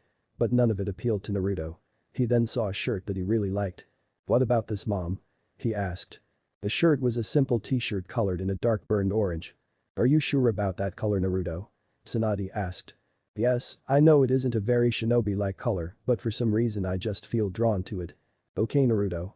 Tsunade helped Naruto find the rest of his clothes and his current shirt got caught on a bar from a clothes rack and it tore a bit. She saw a strange white mark on his shoulder, so when he went to the dressing room, she had him take his shirt off. He had a strange series of scars that marked his skin from his upper left pectoral muscle, over his left shoulder and down his arm to his elbow. She could only think that whatever Orochimaru did to him had forever scarred her son. In the end, Naruto had picked out a pair of black pants and black sandals, his dark orange shirt and a white hoodie that he left unzipped. Yamato chose to wear a pair of black pants, a dark green shirt and a brown vest over top of it. He had been asked by the third Hokage if he would like to rejoin the shinobi force, and he agreed. So he would be jumping back into his training as soon as he could. Hiruzen told him that he should expect a set of Chunin shinobi clothes within the next few days. Tsunade paid for the clothes and then ordered several more sets of each to be made. She then bent down to Naruto's level. "Are you ready to go home now, Naruto?" "Yes, mom." "Good, then when we get there we have a few things we need to talk about." "Is it about what Orochimaru did to me?" Tsunade had to smile at the statement. She was always amazed at the maturity Naruto was able to exhibit, but she also hoped he would lose a little of it and enjoy the rest of his childhood. "Yes, it is Naruto, among other things." "Okay, mom, let's get home then," the little blonde said with a smile. "Shizune?" "Yes, Lady Tsunade?" "You can stop calling me Shizune, you're more like a daughter to me than an assistant, you know." "Sorry Tsunade, what did you need?" "Take this list and get the things on it. Feel free to use my savings, you know all of the information on them anyways." "What is this for Tsunade?" "Today is a very important day in Shizune. Have it all ready by 7. That gives you about 3.5 hours." "Okay, I'll get it done." "I'll help her out if you want," Yamato said to Tsunade. "Thank you Yamato, but it's for you too." Yamato stepped towards Shizune and smiled at his new mom. "I know exactly what is going on and I want to help." Tsunade smiled and nodded to her new son. He and Shizune walked off in the opposite direction.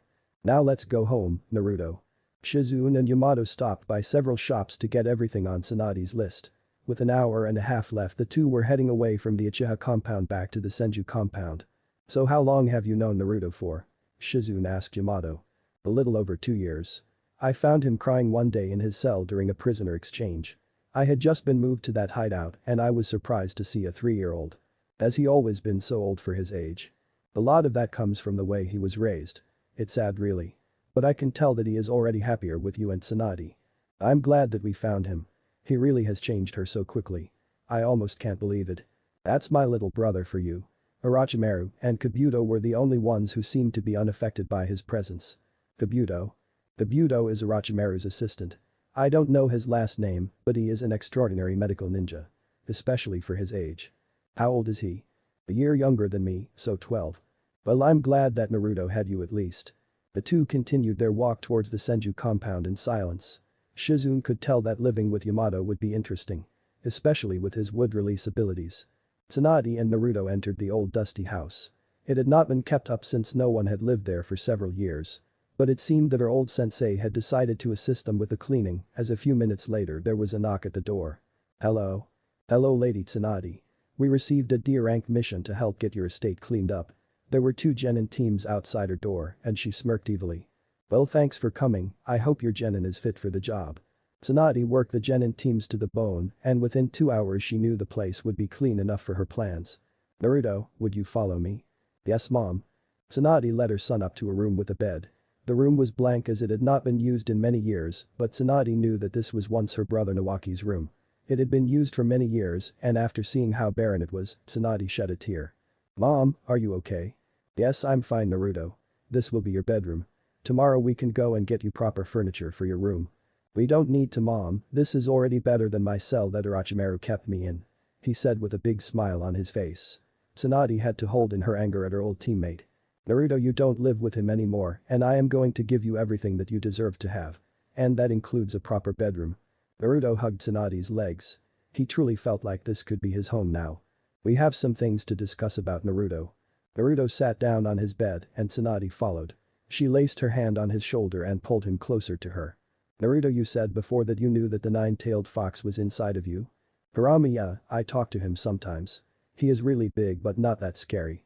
You talk to him? Yeah. Tsunade was intrigued by that but felt that she should continue. Do you know how he got there? Orochimaru told me that the fourth Hokage sealed him inside of me to punish me. But I don't think Kurama is a punishment. Naruto, do you know who your parents are? My birth parents? Yes. She answered. Naruto looked to the floor.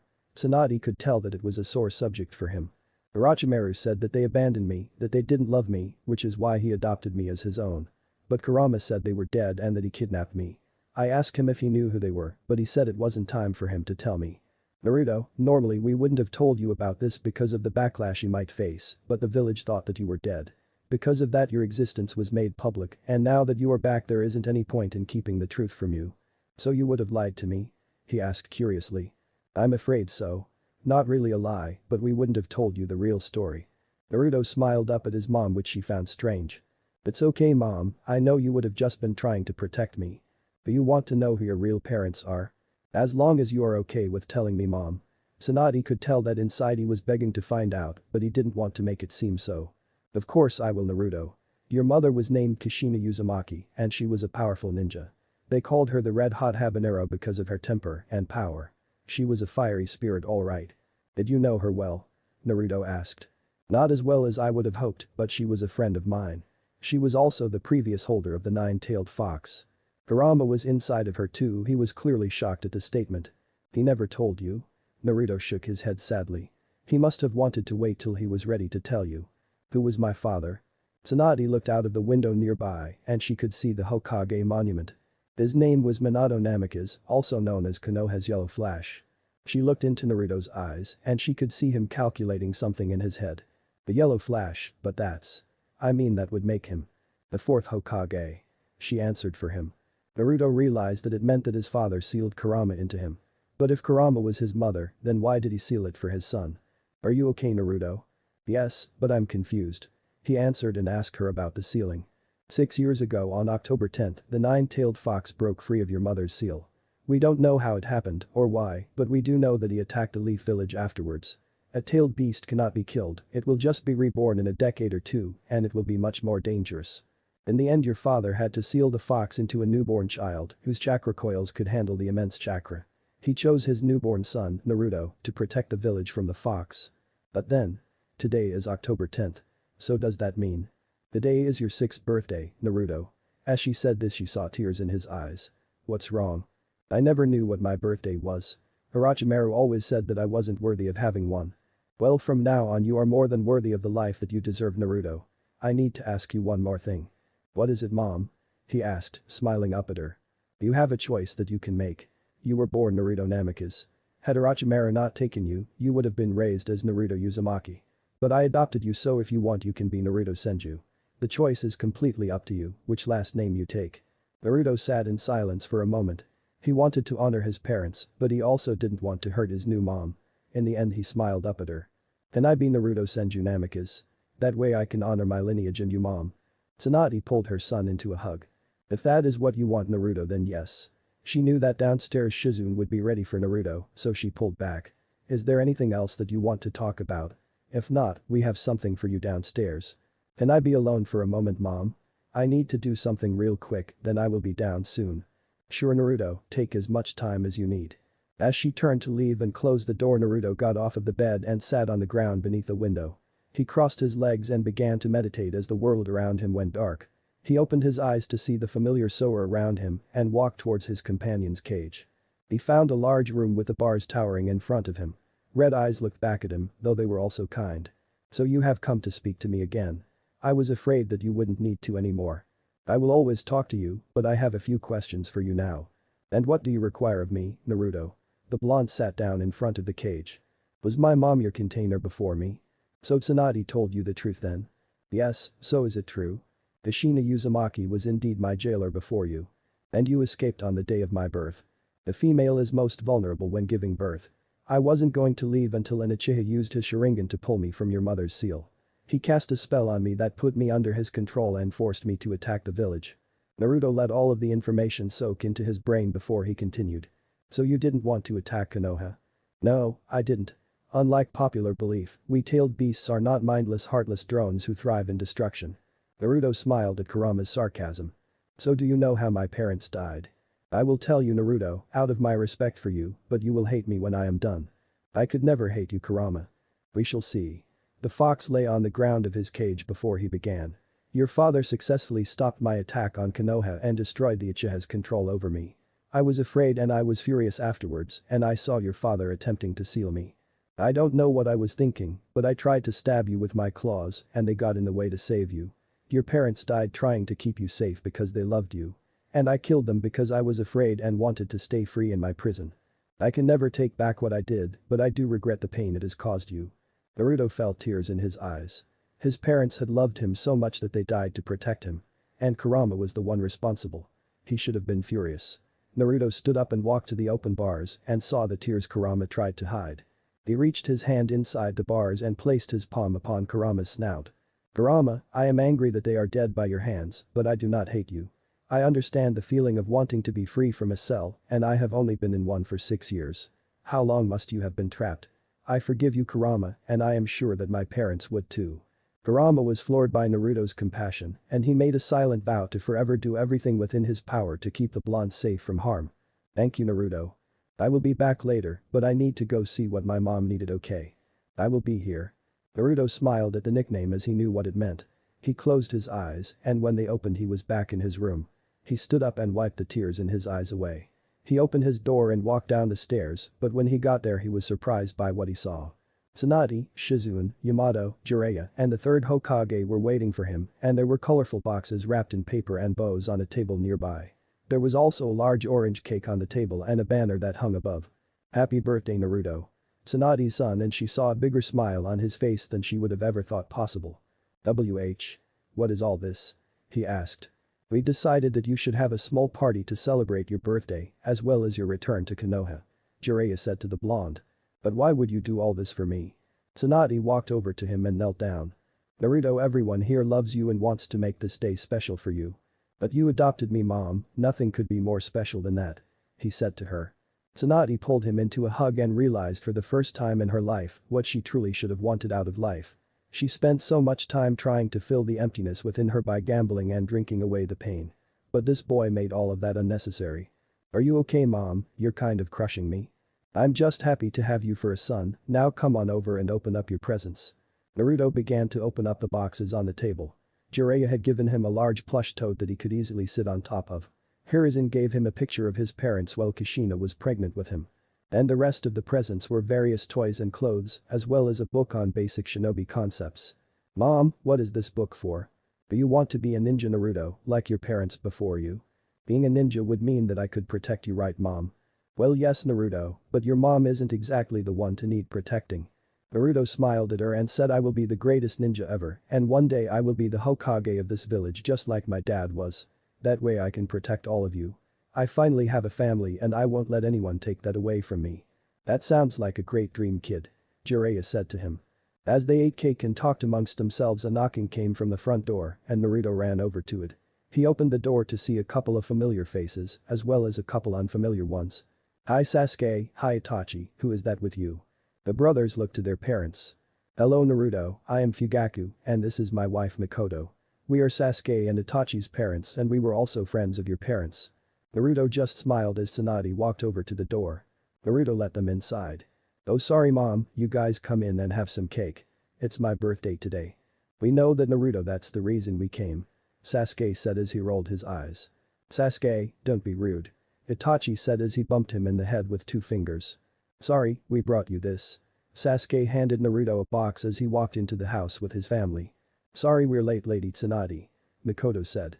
Don't worry about it and please just call me Tsunade. We were happy to receive the invitation, especially after the rocky start today with the council. I figured Naruto could use a friend his own age and who better than the son of his parents' friends, right? Mom looked like Naruto had opened his present and inside was a child's set of ninja gear. But now you can train and become a strong ninja Naruto. You bet, I'll be the strongest. Tsunade loved seeing him act more like the child he really was. She hoped it would stick around. Yeah but you won't be stronger than me, I'm an Uchiha. I am a Senju Namikaze. The 2 boys looked at each other with similar grins. They knew that they had found both a friend and a rival in the other. Everyone else just shook their heads. This is the best day ever. Naruto thought to himself. Yamato was sitting alone in the middle of the forest meditating. It had been 1 month since his reintroduction into Konoha and already rumors of his abilities were spread throughout the village. Tsunade had watched over him as he tried to rediscover his ninja abilities and they all came back rather naturally for him, as if he had never forgotten them or even stopped being a ninja. Most surprising was his subsequent control over the wood release. As he meditated in the woods he could feel the gentle call of nature and he began a daily exercise he had developed. He began to breathe at nature's pace and he attempted to see how far into the woods he could sense. He could almost feel the trees as they swayed in the wind. He felt as if he had become rooted to the ground and intertwined with the delicate system in the dirt. Each blade of grass was a hair on his head and each branch an arm or leg. It all felt so peaceful, so surreal. Yamato. The connection broke as another person landed in the clearing next to him. He opened his eyes to see a masked shinobi with one Sharingan eye staring at him. He looked around him and a few trees had begun to grow and circle around where he sat. Hello Kakashi-senpai. Are you ready for our mission? Yes, I was just centering myself. It is my first one after all. Yamato's skills had been so impressive that the third had asked him to join the Leaf Village's Anbu Black Ops. He agreed and was placed under the command of Kakashi Haddock. For the past 2 weeks Kakashi had been teaching him and Yamato just soaked up the information. And today was an exceedingly special day for him as it would be his first mission alongside his Anbu squad. But it was also one of the most terrifying. He had not been in the line of duty as a shinobi as far as he could remember. Would he mess up or get his team killed out there? Would he see his brother again? He didn't know the answer, but he knew he needed to brave the challenge. Kakashi had been given the command of his very own Anbu squad, which was made up of newer members who also happened to be extraordinarily talented. Yamato followed his captain, whom he had much respect for, to the team's meeting point. When he got there he took note of the other 3 members of the Anbu squad. All of them wore the same standard issue outfit. The first member was a purple-haired woman who was named Yugao Yuzuki and he knew that she was one of Konoha's top wielders. The second was the youngest member of the group, Itachi Uchiha, who was a specialist in Genjutsu, as well as being deadly with Taijutsu and Ninjutsu, but his Sharingan eyes were his deadliest weapon. The final member of the team was a girl whom Yamato had heard of many times, but never actually met. She was the apprentice of his former kidnapper, Orochimaru. Anko Mitarashi who, like her teacher, was proficient in the use of snake summoning and snake-related ninjutsu. She was also highly adept at interrogation techniques. Okay, listen up you 4. From now on we will be known as Team Ro. When on duty your names no longer exist. You will wear your Anbu mask at all times. This is to protect yourself and your loved ones. I am your captain and I have only one thing to say. Those who abandon their mission are trash, but those who abandon their comrades are worse than trash. He walked over to each member and gave them their code name. Yugao, you will be Nico. Anko, you will be Hibi. Itachi, your name is Karasu. And Yamato, you will be called Mori. Now you will call me Captain Inu. Our first mission as a squad is the capture of a rogue ninja cell. They are to be interrogated if possible and killed either after the interrogation or on sight. Use good judgment on your targets. Here is a file on the shinobi you will most likely come up against. Kakashi passed around the file to his team. Once they all had their look he continued. We have 4 days to complete this mission. Most of you are newer to Anbu and for that reason our comrades in the Black Ops division don't think we can make that deadline. So I want to show them that they underestimate us. Let's get it done in 2 shall we? The team smirked at Kakashi, excited for their challenge and ready to prove themselves. Masks on, we leave now. And with that Team Ro began their first mission. Naruto sat in his room reading a new book. He had been in Konoha with his new family for about a month now and he was saddened by the fact that Yamato was on a mission. For the past few weeks he had been training almost non-stop so he couldn't spend much time with Naruto. As much as he hated to admit it, Naruto was kind of afraid to branch out and meet new people. He had become friends with Sasuke, but that seemed to be as far as he could push himself. Naruto. Tsunade walked into his room to see him sitting in the middle of the floor. She looked at the book and read the title. A Beginner's Guide to Fuinjutsu. Part of her was happy that he seemed to be so interested and dedicated to becoming a shinobi, but she also wanted him to have his childhood. Naruto. Why don't you go out today? I'm fine mom, I just started reading this new book Uncle Jiraiya sent me. Why don't you go see if Sasuke wants to play? I don't really want to go outside mom. Tsunade took a deep breath. As much as she didn't want to force him, she knew it wasn't healthy for him to be cooped up indoors all of the time. I'm not asking Naruto. Go outside, go to the park. Shizune will take you to Sasuke's to get him too. You need to get out of the house more. She could see that Naruto was uncomfortable and it pained her. But she knew that it was the right thing to do. But a smile came to her face as she knew exactly how to get him going. If you go play and make at least one new friend today, I will take you and any friends you make to the Ichirakus for ramen. Before she even finished the sentence, Naruto dropped the book and ran to get his hoodie on. Naruto had fallen in love with what he called Kami's gift to mankind when Tsunade stopped there one day after shopping with him. The old man who ran the little raiment stand was named Tucci, and his younger daughter Am, who was 12, had given them a discount for the day as Kushina used to be one of his best customers and they had just loved Naruto. Tsunade found out the hard way though that Naruto could just about eat his weight in ramen. "I'll be back later, mom," he yelled out. Tsunade wasn't too concerned about letting him go off on his own. He may have been 6, but he was fairly self-sufficient for his age. That in the third Hokage always had a member of Anbu watching over him in case Orochimaru tried to send someone after him. Naruto walked down the street towards the Uchiha compound. He noticed some people would smile at him as he walked by and many others would glare at him. He didn't get upset by it because he understood why. When the announcement was made that he was indeed alive and had returned to Konoha, most of the villagers were happy that the only child of their beloved fourth Hokage was alive and well. The rest of them still saw the demon fox that took away their loved one 6 years ago when they looked at him. He would never condemn them for their ignorance on sealing because he felt sorry for the pain that Kurama had caused them, intentionally or not. When Naruto finally arrived at the compound, he saw the 2 guards standing at the entrance. They were dressed in the Konoha ninja police uniform and he thought they looked cool. "Hello, officers," he said to them. They smirked at the nickname the boy had given them from the moment he realized what they did. "Hello, Naruto. Are you here for Captain Fugaku's kid again?" "Yeah, can I go in?" "No making trouble." They let him pass and he ran up the street to his friend's house. Mikoto was outside working on a small garden when she saw the blonde approaching. "Oh, hello, Naruto." "Hi, Lady Mikoto." "Naruto, how many times do I have to tell you not to call me that?" she said as she shook her head and put her hand to her forehead. "You are the wife of the noble Uchiha clan's head. It is respectful," he stated officially. "Yes, but I also consider you family, so no more Lady Mikoto, okay?" "Yes, ma'am. Can Sasuke come to play? Mom wants me to go to the park and I don't really want to go alone." She smiled at Naruto. She thought his shyness was adorable. "How about I take both of you there, would you like that, Naruto?" "Yes, please." "Okay, then let me go get Sasuke." Team Ro had maintained a fast pace and within 10 hours they were able to find the town in the Land of Fire where the missing ninja had been spotted. They stopped about a mile outside to keep their distance. Kakashi took point and the rest sat to rest for a moment. Kakashi bit his thumb and made a few hand signs. Summoning jutsu. He slammed his hand on the tree trunk he stood on and in a puff of smoke, a small brown dog with goggles and a cape sat looking up to him. "Hey there, I need your help." "Hey Captain Inu, who's the dog?" Anko asked. "Who is calling a cute little puppy, huh?" Pakin asked with a glare.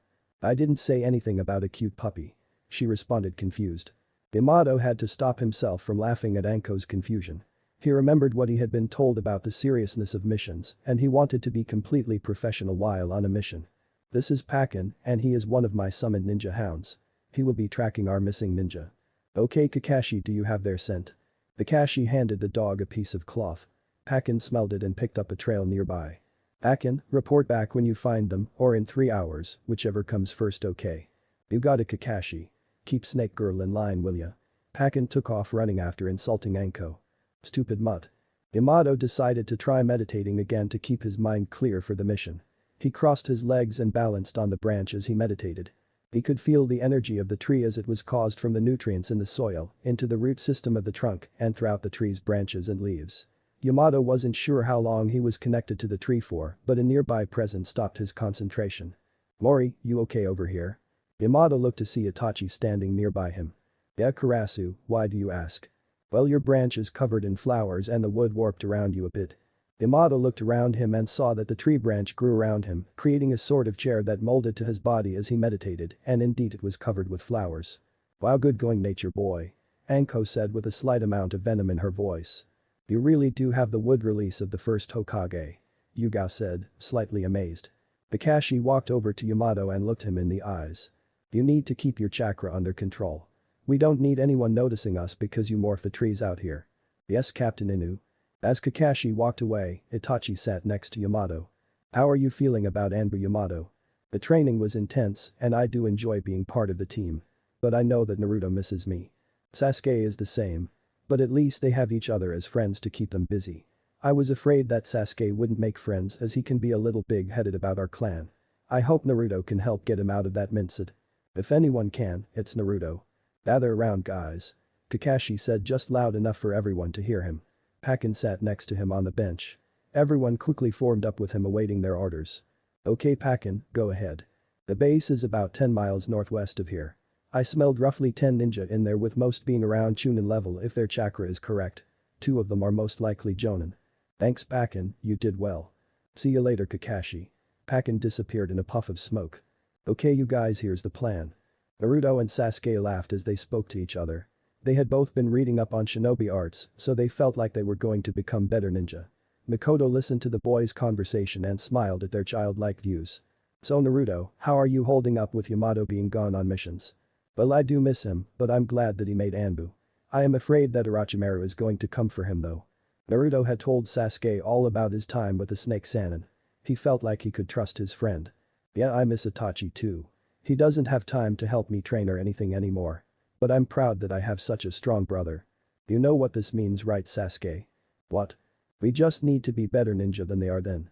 That will show them, don't you think? Naruto said with a large grin on his face. Naruto, you're such a loser sometimes. Sasuke said as he laughed. Shut up Sasuke, you jerk. Naruto laughed back. Mikoto just rolled her eyes at the boys' antics. Up ahead was the park so Naruto and Sasuke ran off ahead to play. They saw a bunch of other kids, but the one who really piqued their curiosity was a boy who was laying down and looking up into the sky. Naruto walked up to him and looked down at the kid's face. He had a haircut that looked like a pineapple on his head. What are you doing? Naruto asked. I'm watching the clouds. Why? Sasuke asked as he walked up. It's relaxing. There are so many troublesome things around here, so I like to watch clouds. Doesn't it get boring? Asked Naruto. Nope. The boy looked at Naruto and Sasuke's confused faces. Just lay down and join me, you will see what I mean. So Naruto and Sasuke laid down on the grass and just watched clouds. Naruto felt that it was odd how relaxed he really did feel. There were no troubles going on anymore, just him and the clouds. Wow, you're smart for doing this. Shikamaru. What? My name is Shikamaru Nara. I'm Sasuke Uchiha. And I'm Naruto Senju Namikaze. Shikamaru sat up and looked at the two newcomers. So you're the son of Yugaku, and you're the 4th Hokage's son. Well today just got more eventful. What a drag. And you are from the Nara clan. Sasuke pointed out. Your dad is the greatest strategist in the village. Yeah, that's my dad. So what are you two doing? Well we were just looking for people to play with. As it seems my cloud watching is over for the day, you two should follow me I guess. I have some friends you can meet. Okay. Naruto said a little more excitedly. Shikamaru led the two kids over to another area of the park. They saw 3 kids sitting there. One was slightly chubby and had a bag of potato chips in his hands. The second was wearing a pair of sunglasses and had on a white shirt, he seemed to be watching a colony of ants at work. The third was standing around with a smug look on his face, as if he was the man in charge. He also had red triangle marks on his cheeks. Hey Shikamaru, who's that with you? The chubby kid asked. Toji, this is Naruto and Sasuke. Toji Akimichi. The chubby kid said as he stood up and offered his hand. Sasuke Uchiha. Naruto Senju Namikaze. The 3 kids looked up in shock at Naruto's name. They stood up and hurried over to him. You're Naruto Namikaze? Choji asked. Naruto Senju Namikaze. He corrected. You're the 4th Hokage's child, the one with glasses stoically said. Yeah, that's him. Shikamaru answered. He doesn't look so strong. The third kid said with a scoff. And you are? Sasuke asked. Hiba Inuzuka. I'm the next head of my clan. He said with a big head. That's awesome. Naruto said trying to be friendly. And what's your name? He asked the kid with glasses. I am Shino Aburam. Well Choji, Shino, Kiba, you guys want to play with us? Naruto asked. They all agreed and the 6 of them played various games for the next few hours. Mikoto caught up with the other boys' mothers while their kids all played. Aizen Yanoma was at his post watching out for any intruders. He had been at it for the past 6 hours and was starting to get tired. He heard rustling in the trees. He jumped to attention ready to alert the rest of the camp. But it was just a crow flying out of the forest. He put his kunai away and looked at the bird. As he saw the bird's red eye it was all over. Kaizen threw himself off of the watchtower and he fell 50 feet to his death. Good job Karasu, now for step 2, Nico, Hibi, infiltrate and take out any other guards. Anko ran up to the wooden wall of the campsite. She channeled chakra into her feet and began to run up the side and jumped over the rest of the way. As she landed she saw 2 shinobi sitting at a fire laughing and drinking. Looking to her left she saw Yugao as well, and after signing that she was ready the two struck. Anko summoned a small snake, which slithered its way to the first man and bit his ankle, injected him with a paralysis poison, and knocked him out. The second man stood up afraid as he saw the snake. As he tried to run he stepped on a wire and found himself caught in a trap. He became wrapped up in ninja wire and felt a hard blow to the back of his head, knocking him unconscious. Guards are incapacitated. Yugao said into her radio. Good job you two. Kakashi said. He, Yamato, and Itachi entered the camp and all five approached 5 different tents. Kakashi entered the first tent and tied up a sleeping ninja after identifying him as Ryo Nakamura Chunin, a missing ninja from the Hidden Grass village. Anko again had her snake make sure that the guy in her tent didn't wake up. Yugao followed Kakashi's lead and bound her prisoner. Itachi cast a genjutsu on his target so that he wouldn't awaken. Yamato entered his target's tent and found the man asleep as well. We waved through hand signs. Wood style. Entrapping Root's jutsu. Tree Root began to entangle his target and as the man woke up and tried to speak, they gagged him. Target is secure. He said into his radio. That leaves only 2 more. Let's go to the last tent. As the group approached the last tent a large fireball shot out at them. Move now. Kakashi yelled out. The group dodged as 2 shinobi jumped out from inside the tent. Both were wearing similar red shinobi clothing and both had forehead protectors with the insignia of the Hidden Rock village scratched out. These are the Adaki brothers. They were rare users of fire and earth style. They are Jonin level, so be careful. Kakashi said to the group. The first brother flashed through hand signs and shot a flurry of fireballs at the group. Water style. Water wall jutsu. Yamato created a large wall of water that turned the fire into steam. The second brother ran around the wall of water and as he did Yugao engaged him with her sword. He was on the defensive driving out of the way of her strikes and then he burrowed under the ground. Nico off the ground now. Itachi yelled out and she jumped right as he tried to pull her under. Ninja art. Striking shadow snakes. Anko shot a swarm of snakes from her arm that impacted with the ninja in the ground, forcing him out and as he was in the air Yugao came down upon him. Sword art. Moonlit Night slash. The man looked on in shock as her sword seemed to multiply as it came down on him. Not knowing which way to dodge he didn't move and Yugao delivered a non-lethal but immobilizing blow to him and he fell to the ground bloodied. The other brother continues to fire at Kakashi, Yamato, and Itachi. Unable to keep it up he started to grow tired and Kakashi made the most of his opponent's weakness. Ninja art. Fang Pursuit Jutsu. A swarm of his summoned dogs burst from the ground around the enemy shinobi and they bite down all over his body keeping him in place and in pain. Great job team. Now Anko, Itachi if you would please. Anko smiled sadistically as she approached her first victim, ready to make him spill his guts. As Kakashi heard the screams, he smiled and considered the mission to be his team's first success. He walked over to Yamato who was sitting down after using so much chakra to build his walls. Good work Mori. I was impressed today. Sorry for giving you trouble before, but I had to make sure that you learn from potential mistakes. Thank you Captain Inu. It was a pleasure working under you. Just wait for Mori, just wait. Tsunade arrived at the park and she smiled at what she saw. Naruto was playing with 5 other boys, including Sasuke, and they all seemed to be from major shinobi clans too. Naruto saw his mom and ran over to her with a smile on his face and she hoped that his fear and nervousness would be going away. Hey mom, I made 4 friends today. I can see that. I'm happy for you. You know what that means right?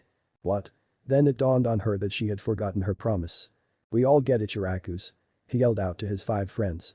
I have to buy ramen for 6 young boys, one of which is my son who eats his weight in ramen and another looks like an Akamichi. My wallet is doomed. Academy days. A problem rooted.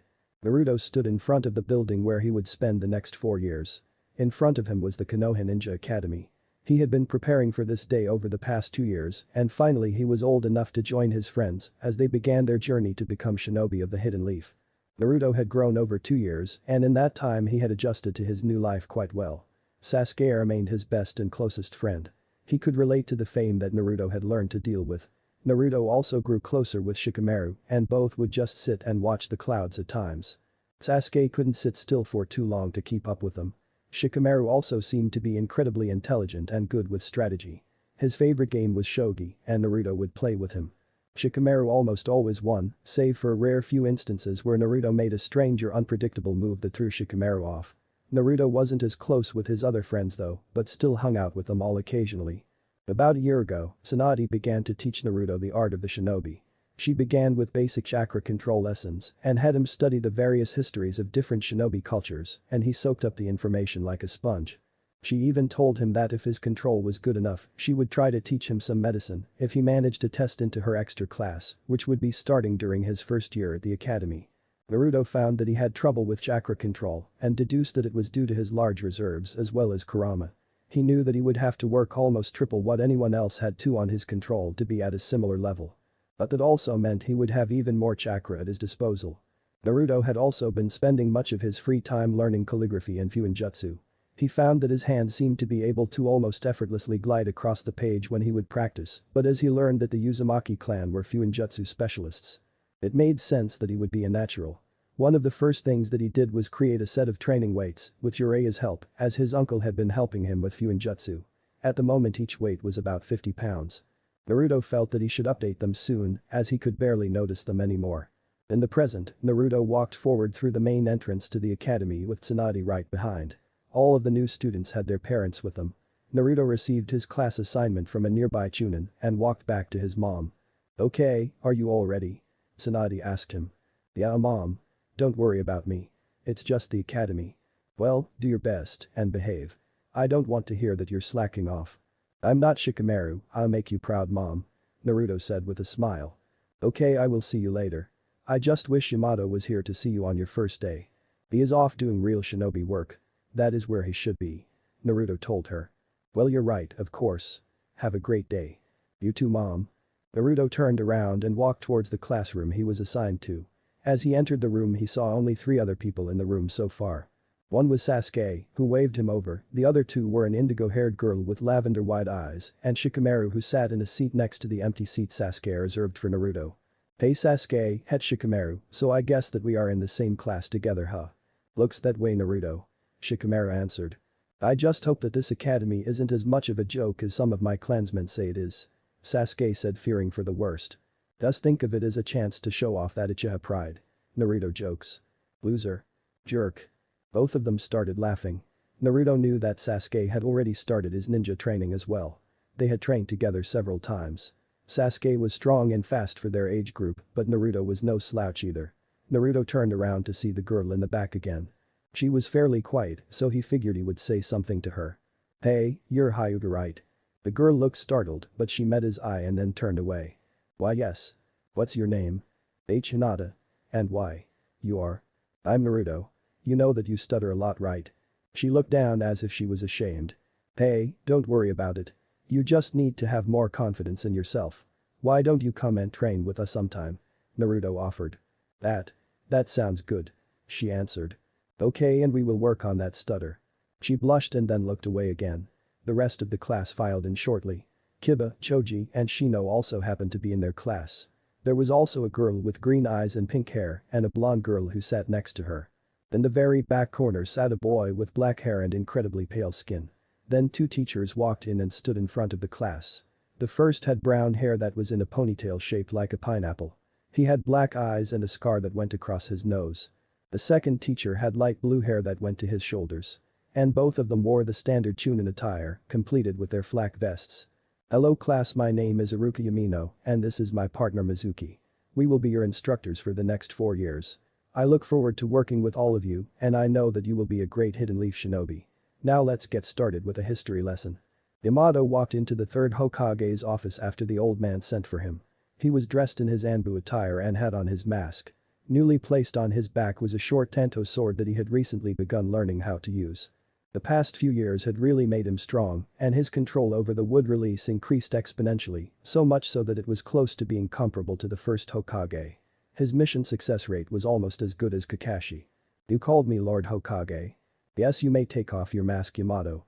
Yamato did as he was told and sat down across from Hiruzen. "I have to ask you to do something for me that you will not like." "What is Lord Hokage?" "I assume that you have heard of my ex-advisor Danzo and his root Anbu." "Yes, sir. 2 years ago I ordered his force to disband and I have reason to suspect that Danzo is up to his old tricks again. What I need you to do is infiltrate his ranks and keep close tabs on him for me." Yamato's face broke out in surprise. A solo infiltration mission into the ranks of the personal Anbu sect led by a Konoha elder or ex-elder. He immediately understood that this would be the most dangerous mission he had ever gone on. Why me, Lord Hokage? Danzo is a collector. He wants what he perceives as the greatest weapons Konoha has as his own. And after all of your work these past 2 years, you have proven yourself unique. Yamato didn't know what to say. He couldn't exactly turn the mission down when he was handpicked for it, but he also didn't know if he was skilled enough to do it. Yamato, if I didn't know that you could handle this, I wouldn't have chosen you. Danzo is a man that needs to be watched. He will stop at nothing to get what he believes is due to him. He even tried to turn the councils against your brother in hopes of turning him into a weapon. He is a dangerous man to just leave alone. Yamato's face changed when he heard about Danzo wanting his brother. He knew that he couldn't let that happen no matter what. I'll do it, sir. Excellent, Yamato. So, Lord Hokage, what do I do? Just keep up your everyday life and missions the same as always. Trust me when I say Danzo will get in touch with you. And when he does, join him. After that we shall play it by ear. That is all, Yamato, you are dismissed. Naruto sat in class taking notes on everything Iruka-sensei said. He found the whole lecture rather boring and wasn't sure exactly how this would help him as a ninja, but he wanted to learn everything he could just in case he needed it. It had been 3 months since the academy started and Naruto was starting to feel a little antsy. All they had done so far was history lessons, shinobi customs and rules, and chakra theory. He wanted to put it into practice. Iruka noticed that Naruto, who was one of his best students, was starting to fidget around more and more each day. Okay guys, that's enough for today. Go home and study because I will be testing you all on this material tomorrow. Iruka said to the class. He watched as one by one all of the students began to leave in a hurry. Naruto was never in a hurry though, and he would always wait to leave until just about everyone else was gone. It intrigued Iruka to no end. Naruto, can I talk to you for a moment? Is there something wrong with Iruka-sensei? Did I do something wrong? He asked as he approached Iruka's desk. No, Naruto, of course not. I just wanted to speak with you for a moment. Iruka pulled a chair over to the desk for Naruto and the blonde sat down. Is there something bothering you, Naruto? In class, I mean. I've noticed you're getting a little stir-crazy. It's nothing important, Iruka-sensei. Naruto said, not wanting to overstep any boundaries. No, Naruto, I would like to know. Well. Naruto was hesitant to say anything in fear of disrespecting his teacher. Don't worry, Naruto, you won't get in any trouble. It's just, all of the history lessons are interesting and all, but I don't see how they will help me be a ninja. It's been 3 months and we haven't done any taijutsu training besides everyday normal workouts, nor have we gone past chakra theory to actually chakra control exercises. He said without looking into Iruka's eyes. I'll answer all of your concerns, okay, Naruto. Naruto just shook his head yes to Iruka. There is a saying that history will repeat itself if we don't learn from it. All of the lessons are to teach you about the problems of our past so that maybe we won't make those same mistakes. And trust me, shinobi have made more than enough mistakes.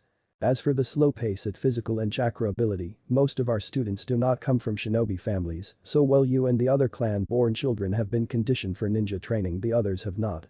Because of this, we need to build them up so that they can handle the harder training we will eventually do. Does that all make sense? Yes, sensei. Naruto looked down to the ground and he thought of how Iruka just explained everything and he realized that his wants were not fair to the other students. He felt bad for being slightly selfish and made a vow to himself that he wouldn't leave anyone behind ever again. I'm sorry, Iruka-sensei. There is no need to apologize to Naruto. That's what teachers are here for, to help students understand things. And if you can take what I just said to you to heart and learn from it, then I have more than accomplished my duties as your teacher. Naruto smiled up at Iruka and decided that from now on he would take what his sensei taught him to heart more because Iruka really was there to teach him not only how to be a good shinobi, but how to be a good person. Have you thought about applying to Tsunadi's medical training class?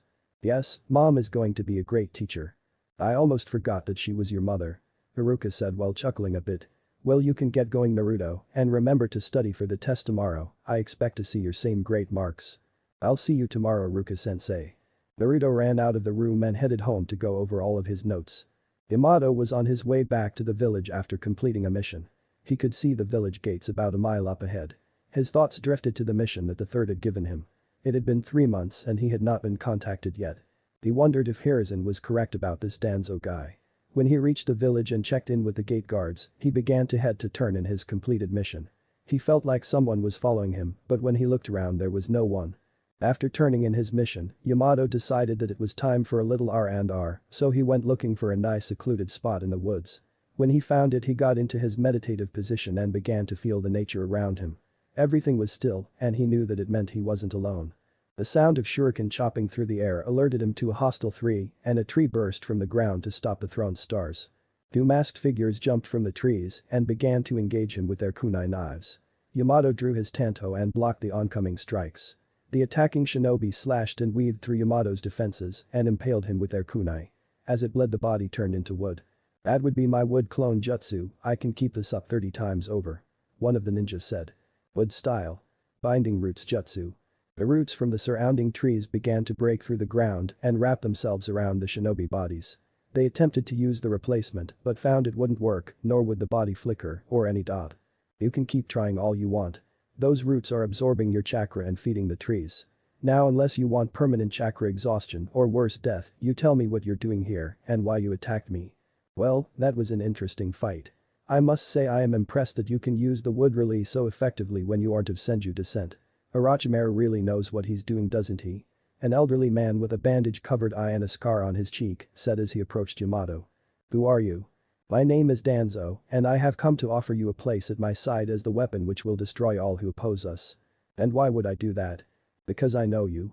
You seek peace above all else, but you know that true peace, in this world of ours, is impossible. If you want peace, you must enforce your will on all of those around you. If Konoha was to take over the other villages, as is its destiny, then we would have peace. I offer you the chance to help make it a reality. And if I say no? Then I shall leave you alone, for now. I'm in. Show me this peace you wish to create," Yamato said to Danzo. "Very good. Now if you would please release my ninja." Yamato made a hand sign and the roots receded into the ground. "That technique will be far more accurate for you soon enough," Danzo thought to himself. Naruto walked home with Sasuke and Shikamaru. They had just finished their test over shinobi principles in the First Great War. Sasuke had a 94%, Naruto had a 95%, and because of Naruto making sure he didn't just sleep through it, Shikamaru had a 100% on the test. "Well, it looks like the great Uchiha clan got beat out, huh, Shikamaru?" Naruto said, trying to goad Sasuke. "Naruto, just shut up, okay, a 94 isn't a bad score," Sasuke defended. "It is still an A." "Sasuke, you're right, a 94 isn't a bad score," Naruto began. "But a 95 and a 100 is better," Shikamaru finished. Naruto and Shikamaru laughed at Sasuke's misfortune. You could see his ivory face go red from embarrassment and faux anger. "You two just wait until we get into some real ninja stuff, then I will make you eat your words." "Maybe, Sasuke, but for now you're still third best," Shikamaru responded. "By 1 point." The three friends joked and laughed on the rest of their walk to their respective houses. Unbeknownst to them, a black-haired boy was following and watching for a distance. "Welcome to your new home, Yamato." Yamato looked around at the underground base of Root. He memorized every detail that he could so that he could relay the information to the third Hokage. "Does Yamato matter? Are things not to your liking? Or Hiruzen's?" Yamato paled, there was no way this man knew was there. "What are you talking about?" "You know full well what I am talking about. I am no fool, unlike the Hokage. I know that you were ordered to infiltrate my organization and relay information back to Hiruzen. It would have been a good plan, except that I have already done it." Yamato knew that he needed to get out as soon as he could. But then he heard a strange sound behind him. He saw ink animals crawling across the floor as a black-haired pale boy walked towards Danzo. "Hello, Sai, are you keeping tabs on the boy?" "Yes, Lord Danzo. Naruto Namikaze is under watch. We wait to see what power he may bring to Root." "You leave my brother out of this." Yamato felt his strength fail him as he was grabbed from behind. It was as if his chakra was stolen. "Silence, you fool. That boy and yourself are nothing in this world but tools. Tools to be used as the tool masters see fit. He will join Root, I will be sure of that. And as for you. Sealing art. Mind snare seal." Danzo placed his hand upon Yamato's head and a mark appeared. Yamato fell forward and when he raised his head all emotion was gone from his eyes. "You will be the foundation of the new leaf. Fitting with whose powers you were granted." Danzo turned away from his new puppet. "Now for our first target. Family ties. A Root is rising." Naruto was afraid. Yamato had not come home in over a month. Usually if he was going to be out on a long-term mission, he would have told him about it so he didn't worry. Naruto also noticed that his mom seemed distressed about the situation. That really worried him because she was normally much more reserved about her feelings when Yamato was on missions. "Naruto?" "Huh? What?" Iruka's yelling had snapped Naruto out of his thoughts, making him realize that he was in class. Everyone laughed at his predicament, causing him to blush. "Sorry, Iruka-sensei." "Pay attention, Naruto, I was asking you a question. Now because you weren't paying attention, tell me what the 5 cages are and what villages they rule over." Naruto stood up to answer the question. He was still embarrassed and all eyes were on him, though he was gradually getting more and more used to the feeling. The 5 Kages are the Mizukage, or water shadow, of the village hidden in the mist, the Tsuchikage, or earth shadow, of the village hidden in the rocks, the Raikage, or lightning shadow, of the village hidden in the clouds, the Kazekage, or wind shadow, of the village hidden in the sand. And of course the Hokage, or fire shadow, of our own village hidden in the leaves. Naruto sat down while Iruka gave him a soft smile. Very good Naruto, now next time please pay attention. Yes Iruka-sensei. Naruto waited the rest of the class out and tried his best to not become too distracted. The last thing he wanted to do was make Iruka's job any harder. Finally it was time to leave the class so he went up and collected his belongings. Hey Naruto, is everything alright? Sasuke asked him. Yeah, I'm just worried about my brother Yamato. He hasn't been home in over a month, which is weird. Maybe he's on a mission. Itachi goes on long missions all the time. Now that he's an Anbu captain, maybe he would know where Yamato is. Yeah, let's ask him. Naruto and Sasuke went to leave when Iruka cut them off. He didn't look angry, but they could tell he wasn't happy. Naruto, we need to talk for a moment. Sasuke, you can wait outside. Okay Iruka-sensei. Go on Sasuke, I'll be right out. Hurry. Sasuke said. Sasuke left the room and Iruka sat at his desk with Naruto following close behind. Naruto, we need to talk about what happened today. I know, I'm sorry for not paying attention. I just had a lot on my mind. Care to tell me what was so important? Iruka asked. My brother Yamato. Naruto answered. What about him? I think something bad happened to him. What do you mean Naruto? He hasn't been home in over a month and he never leaves for that long without telling me. I understand that you are worried, but from what I hear Yamato is a very strong ninja. He is, but I can't shake this weird feeling that he needs help. Okay, well I will look past this for today, okay? But you need to focus while you're here. If I had to put every class on pause and wait for people all the time, no one would really learn anything. Okay Iruka-sensei, it won't happen again. But then you may leave. I'll see you tomorrow, sensei. Naruto ran outside to get Sasuke and the two went to find Itachi at the Uchiha clan compound. What do you mean missing? Tsunade was beyond angry. She hadn't heard from her elder son in over a month and she could see the toll that it took on Naruto.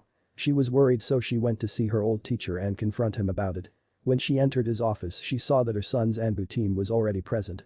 That is when Hiruzen informed her that Yamato was missing. We lost contact with him about a month ago. And you failed to tell me this because? I had assigned him a mission of the utmost importance. He was supposed to make contact with me.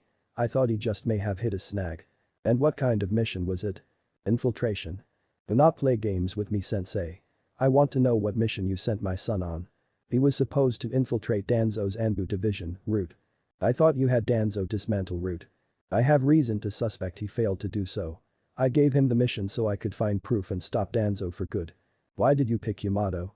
Out of everyone else, why him? Danzo would have wanted him due to his would release Kekkei Jinkai. He told her. Tsunade sat with her hands covering her face. She didn't know what to do in this situation. Naruto would be asking her about Yamato, how was she supposed to tell him that no one knew where he was or even if he was alive at this point? Sensei, you had better hope that he turns up safe. Tsunade, I understand. No, you don't understand. You sent my son on a suicide mission to settle an old feud between you and your old friend. You should have finished this years ago sensei, and now I have to go and tell Naruto that his brother, the only person who kept him safe from Orochimaru, is missing, maybe even dead. She yelled, startling everyone in the room. Lady Tsunade, please calm down. Kakashi tried to intervene. She sat down and took a deep breath. She knew she shouldn't be acting like this, but she couldn't help it. She had already lost far too much. She didn't want to lose her sons now either. Look, I'm sorry, okay? I'm just worried and scared. I just got to be part of a family again and I don't want to lose that. Not just for my sake, but also the boys. Tsunade, I am sorry. I promise that we will do whatever it takes to find it. Lord Hokage. An Anbu burst into the room. What is it? Someone is attacking the Uchiha district, sir. What? Itachi quickly asked. Naruto and Sasuke were on their way to the Uchiha compound. On the way they began to talk about their various training habits. Naruto had given Sasuke training weights so he could build up his strength and speed, and Sasuke's father Fugaku had taught him the fireball jutsu, as was the Uchiha family tradition. Naruto on the other hand had been learning Morphuin jutsu. He could create sealing scrolls by himself now, and Jiraiya had told him that it was an impressive feat for an 8-year-old. Yamato had also been working on some low-level water and earth, which proved to be quite difficult for Naruto, as he has yet to master them. So do you think we will start learning actual ninja stuff anytime soon? Sasuke asked. I don't know, I hope so. I mean I guess the stuff we are learning is ninja related, but it doesn't seem that important. Are you going to try to get into medical class? Naruto asked. Me? No, I'm not into medical ninjutsu. Now is something I could get into. Swordplay would be fun to learn, but who would teach us? Us? Heh, go find your own teacher. Sasuke said in a joking manner, earning a punch in the arm from Naruto. I'm serious, Sasuke. Well, my brother could probably show us a thing or two. The two boys approached the compound and Sasuke saw something weird. Where are the guards? The boys ran up to the gate and walked through. What they saw changed their lives forever. Sasuke is. Are they dead? I think so. In front of them were the bodies of the guards, both with missing eyes and kunai lodged in their throats. Dad. Mom, Sasuke said under his breath. Hey, what was that? Naruto heard a commotion coming from further inside the compound. I don't know, but I need to find my parents. Let's go, Sasuke. Sasuke and Naruto ran down the street of the compound and on their way they saw several other bodies of Sasuke's now deceased relatives. Tears stung Naruto's eyes and Sasuke felt like he would throw up from the look of the corpses. They were all missing eyes. As they approached the sound of the commotion they saw a fight going on. All of the remaining Uchiha in the compound including Sasuke's father were fighting a small group of what looked like Anbu. Dad. Fugaku saw his son who looked so frightened and it made him fight her all the harder. Two Anbu ninja charged at him and he took out a small tanto blade and impaled one of the attackers. He then ran through hand signs and used his fireball jutsu to light the other one ablaze. Then he ran over to Sasuke and Naruto. What are you two doing here? It isn't safe. Dad, what's going on? These people just attacked us. They already butchered a lot of our clan and then they ripped out their eyes. It is sickening. You two get inside so that I can finish this fight. Sasuke and Naruto nodded to Fugaku. Wood style. Body binding roots jutsu. Fugaku found himself being surrounded by roots bursting from the ground beneath him. He tried to get away but felt like his chakra had been sucked away. One of the Anbu jumped down and prepared to kill the Uchiha clan head and before he could strike he was kicked out of the way. Itachi, you're okay. Sasuke yelled out as his brother landed on the ground. Naruto. The blonde turned to see Tsunade, the third Hokage, and a few Anbu running towards him. Anbu wipes out these killers. Hiruzen said to Team Ro. The Anbu who was kicked out of the way stood up and began to fight with Itachi. Fire style. Fireball jutsu. Water style. Water wall jutsu. Itachi's powerful fireball was extinguished by the disguise of steam. Earth style. Earth dragon bomb jutsu. In front of the masked Anbu a dragon head formed out of the ground. Its mouth opened and a flurry of earth bombs shot out at Itachi. He leapt out of the way and drew his tanto. The Anbu drew his own as well. Itachi and the Anbu fought a short match, with Itachi managing to cut the ninja's arm and back. With the Anbu in pain, Itachi quickly spun and kicked the man to the ground. They removed his mask as he laid on the ground and were shocked at what they saw. Yamato. Naruto couldn't believe that he saw his brother on the ground before him. His brother had been one of the killers who attacked the Uchiha compound. Naruto was so confused and scared he didn't know what to do even as Tsunade hugged him to her. Yamato awoke suddenly and a tree sprouted from underneath him. The tree was covered in vines and those same vines entangled Itachi, Sasuke and Fugaku, effectively pinning them in place. He stood up and grabbed a tanto and tried to impale Itachi. Yamato, stop. Naruto yelled out causing Yamato to freeze in place. What are you doing? You can't attack people from Konoha, as are your peers and friends. And nah. Naruto. Yamato asked as he put away the tanto. Naruto.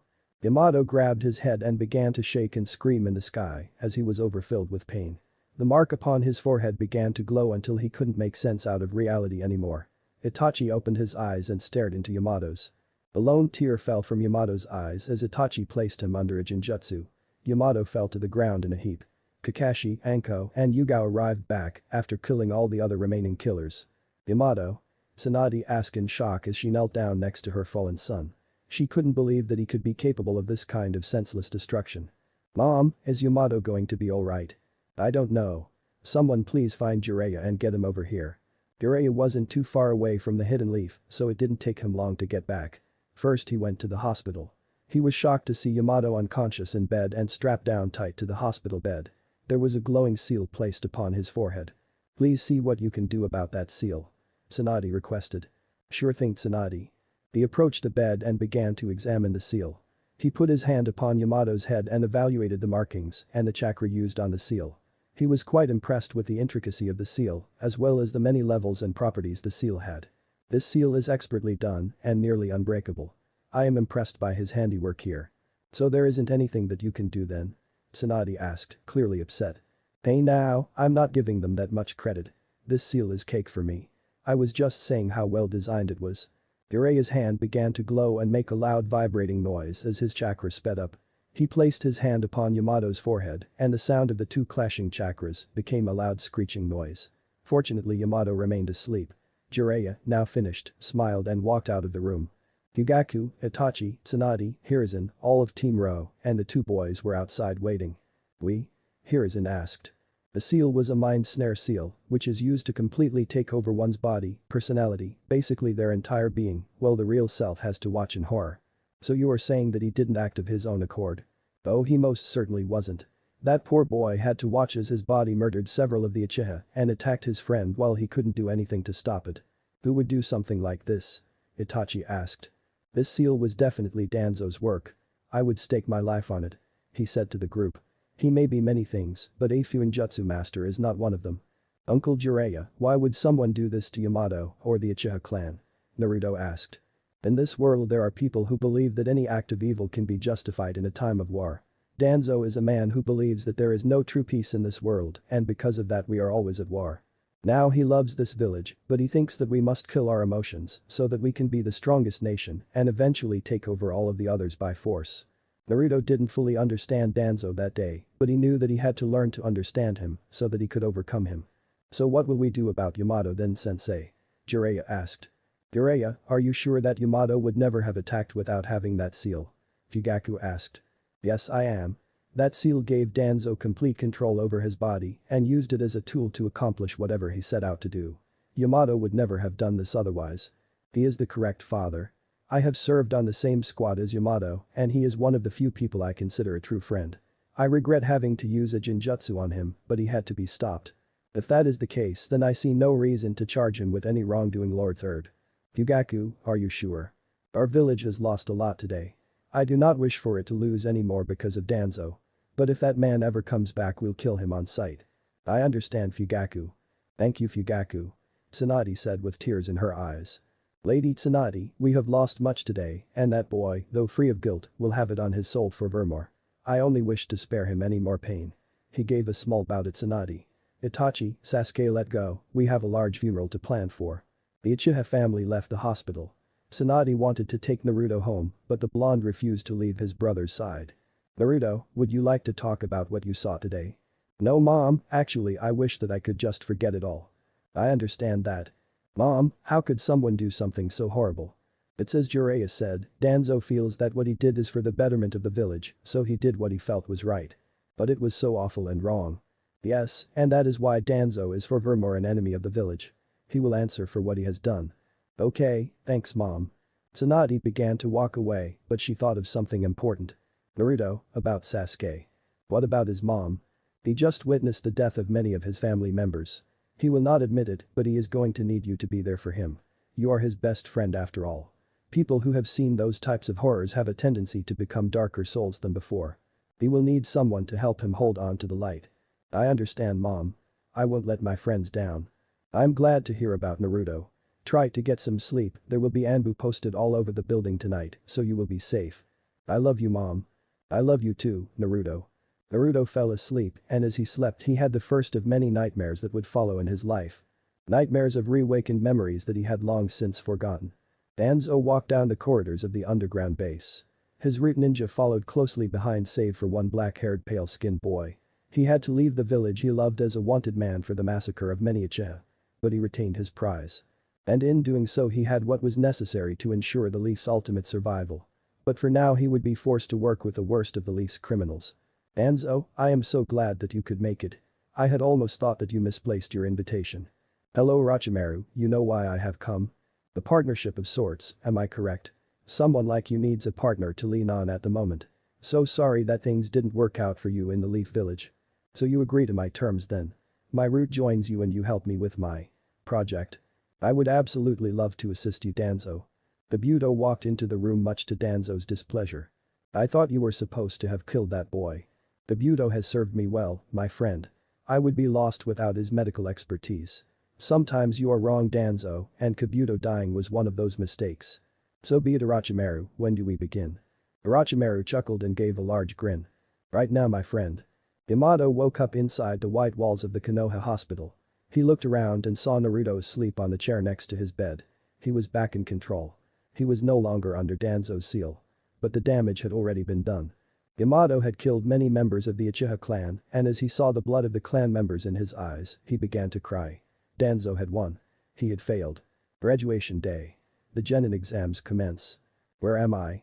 He opened his eyes and looked around. He was on top of a cold metal table and he wasn't wearing clothes. A bright light was on above him and the rest of the room was dark. But you are awake. Now we can begin. My lord, are you sure? He is so young. You will obey me, now begin the operation. The child was frightened at the voices behind him.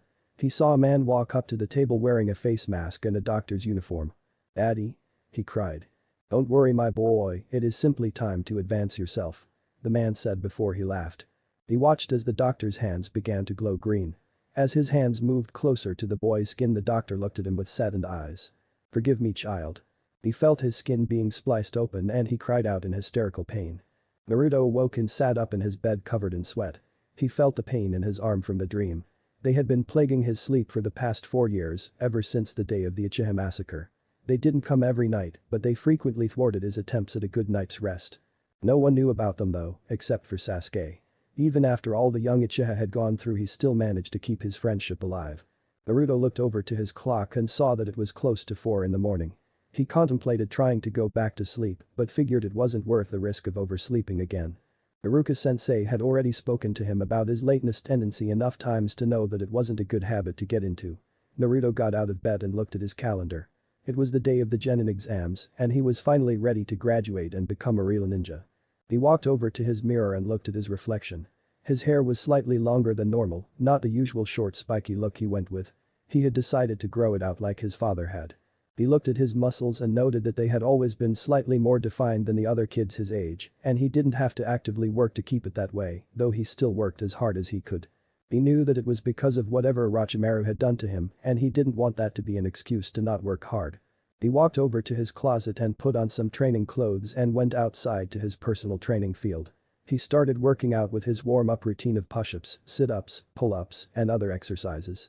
Then he ran a few miles to keep up his stamina, which again he found that he almost never seemed to run out of. He continued with his Taijutsu form training, which was a combination of a style his mother taught him favoring chakra-enhanced blows, Jiraiya's Toad style, and his own personal twist he threw in.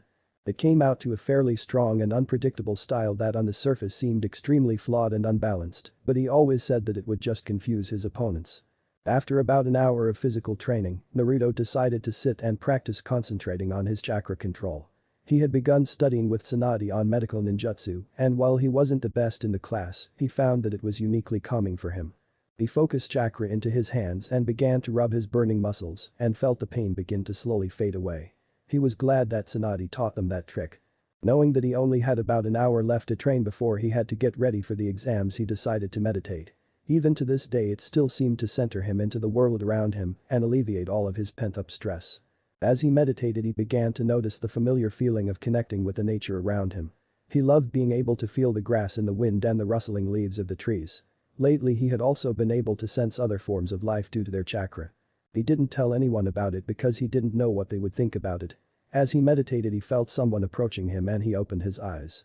Hey Yamato. Naruto, what are you doing out here so early? I couldn't sleep. He answered simply.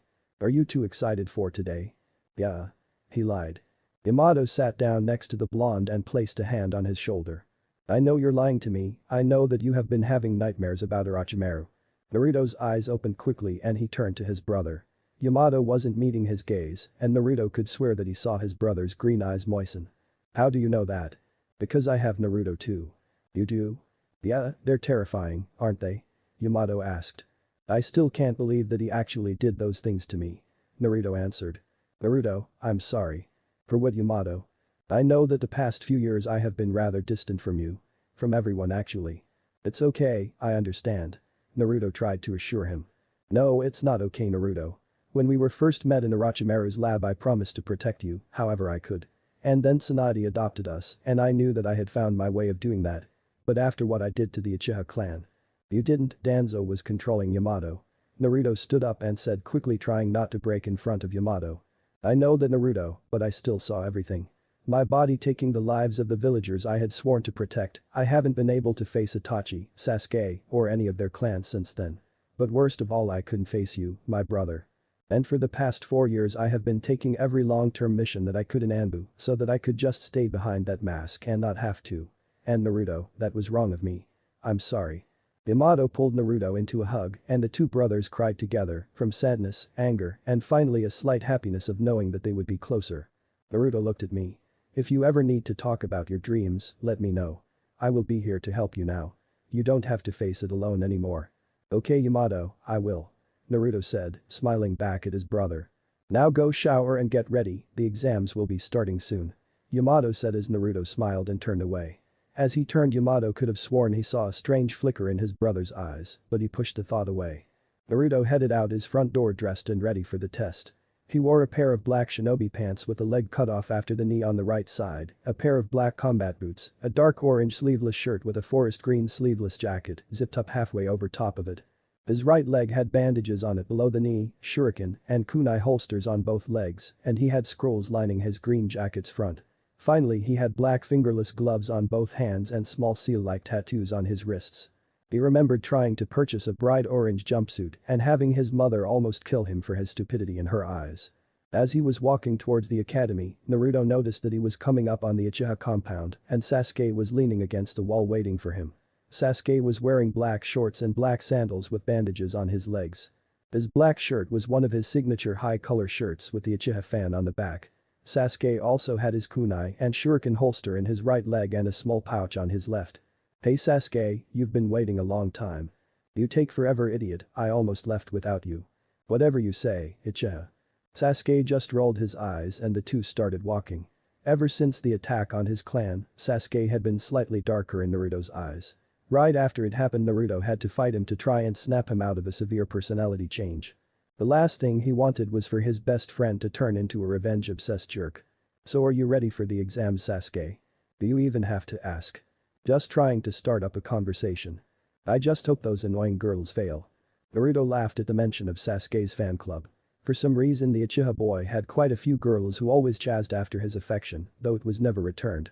Naruto also had a small following, though most people were afraid of him because of Yamato. Many of the civilians in the village hated the boy who was spared, even though he murdered many Uchiha. So do you think Shikamaru will actually try to pass? Knowing that lazy ass, he will probably do the minimal work he can. Not if I have anything to do with it. Naruto stated. Don't do anything stupid, Naruto. Who said anything about being stupid? I was just gonna make sure he was not napping on the job. Naruto said as he pulled out one of his Fuinjutsu books. Sasuke just rolled his eyes and smirked as they approached the ninja academy.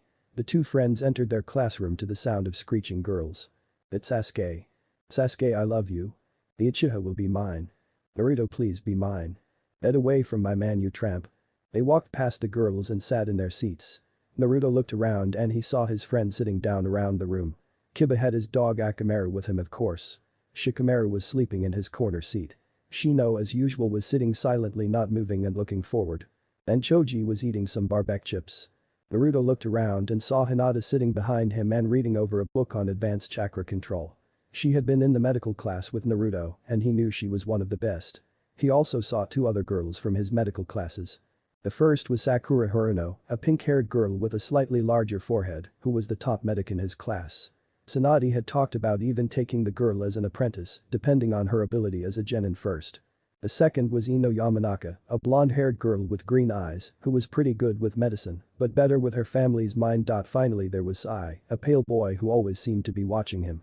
The boy was still a mystery to Naruto even after all these years. Alright, class settles down. Iruka said as he walked in alongside Mizuki. I would like to tell you all that I'm proud to have been your teacher and that I wish you all the best of luck on your exam. Your test will be split into 4 parts, each worth 25% of your final grade. You must pass with a 60 or better, though I would advise you not do that badly on these examinations as they will affect how you are seen by other ninja. We will start with the written portion of the exams. Iruka and Mizuki went around the room and handed out the tests to everyone. They were given 2 hours to complete the 50-question test. Naruto was answering question after question rather fast, happy that Tsunade had pressured him to study so hard while growing in her care. Question 15. What are the 5 chakra elements? Fire, wind, lightning, earth, water. Question 36. Who leads the village hidden in the mist? The Mizukage. Question 50. What is the name of the shinobi art that uses calligraphy and chakra to create powerful seals? Fuinjutsu. When Naruto finished he stood up and brought his test to Iruka, who smiled at him as he left. Naruto was the 4th person to finish the test behind Sakura, Shikamaru, Shino, and Sai. When he made it outside he decided to sit next to Shikamaru, who was currently performing his greatest pastime. How are the clouds today in Shikamaru? Same as everyday Naruto. So did you actually take the test or just walk out?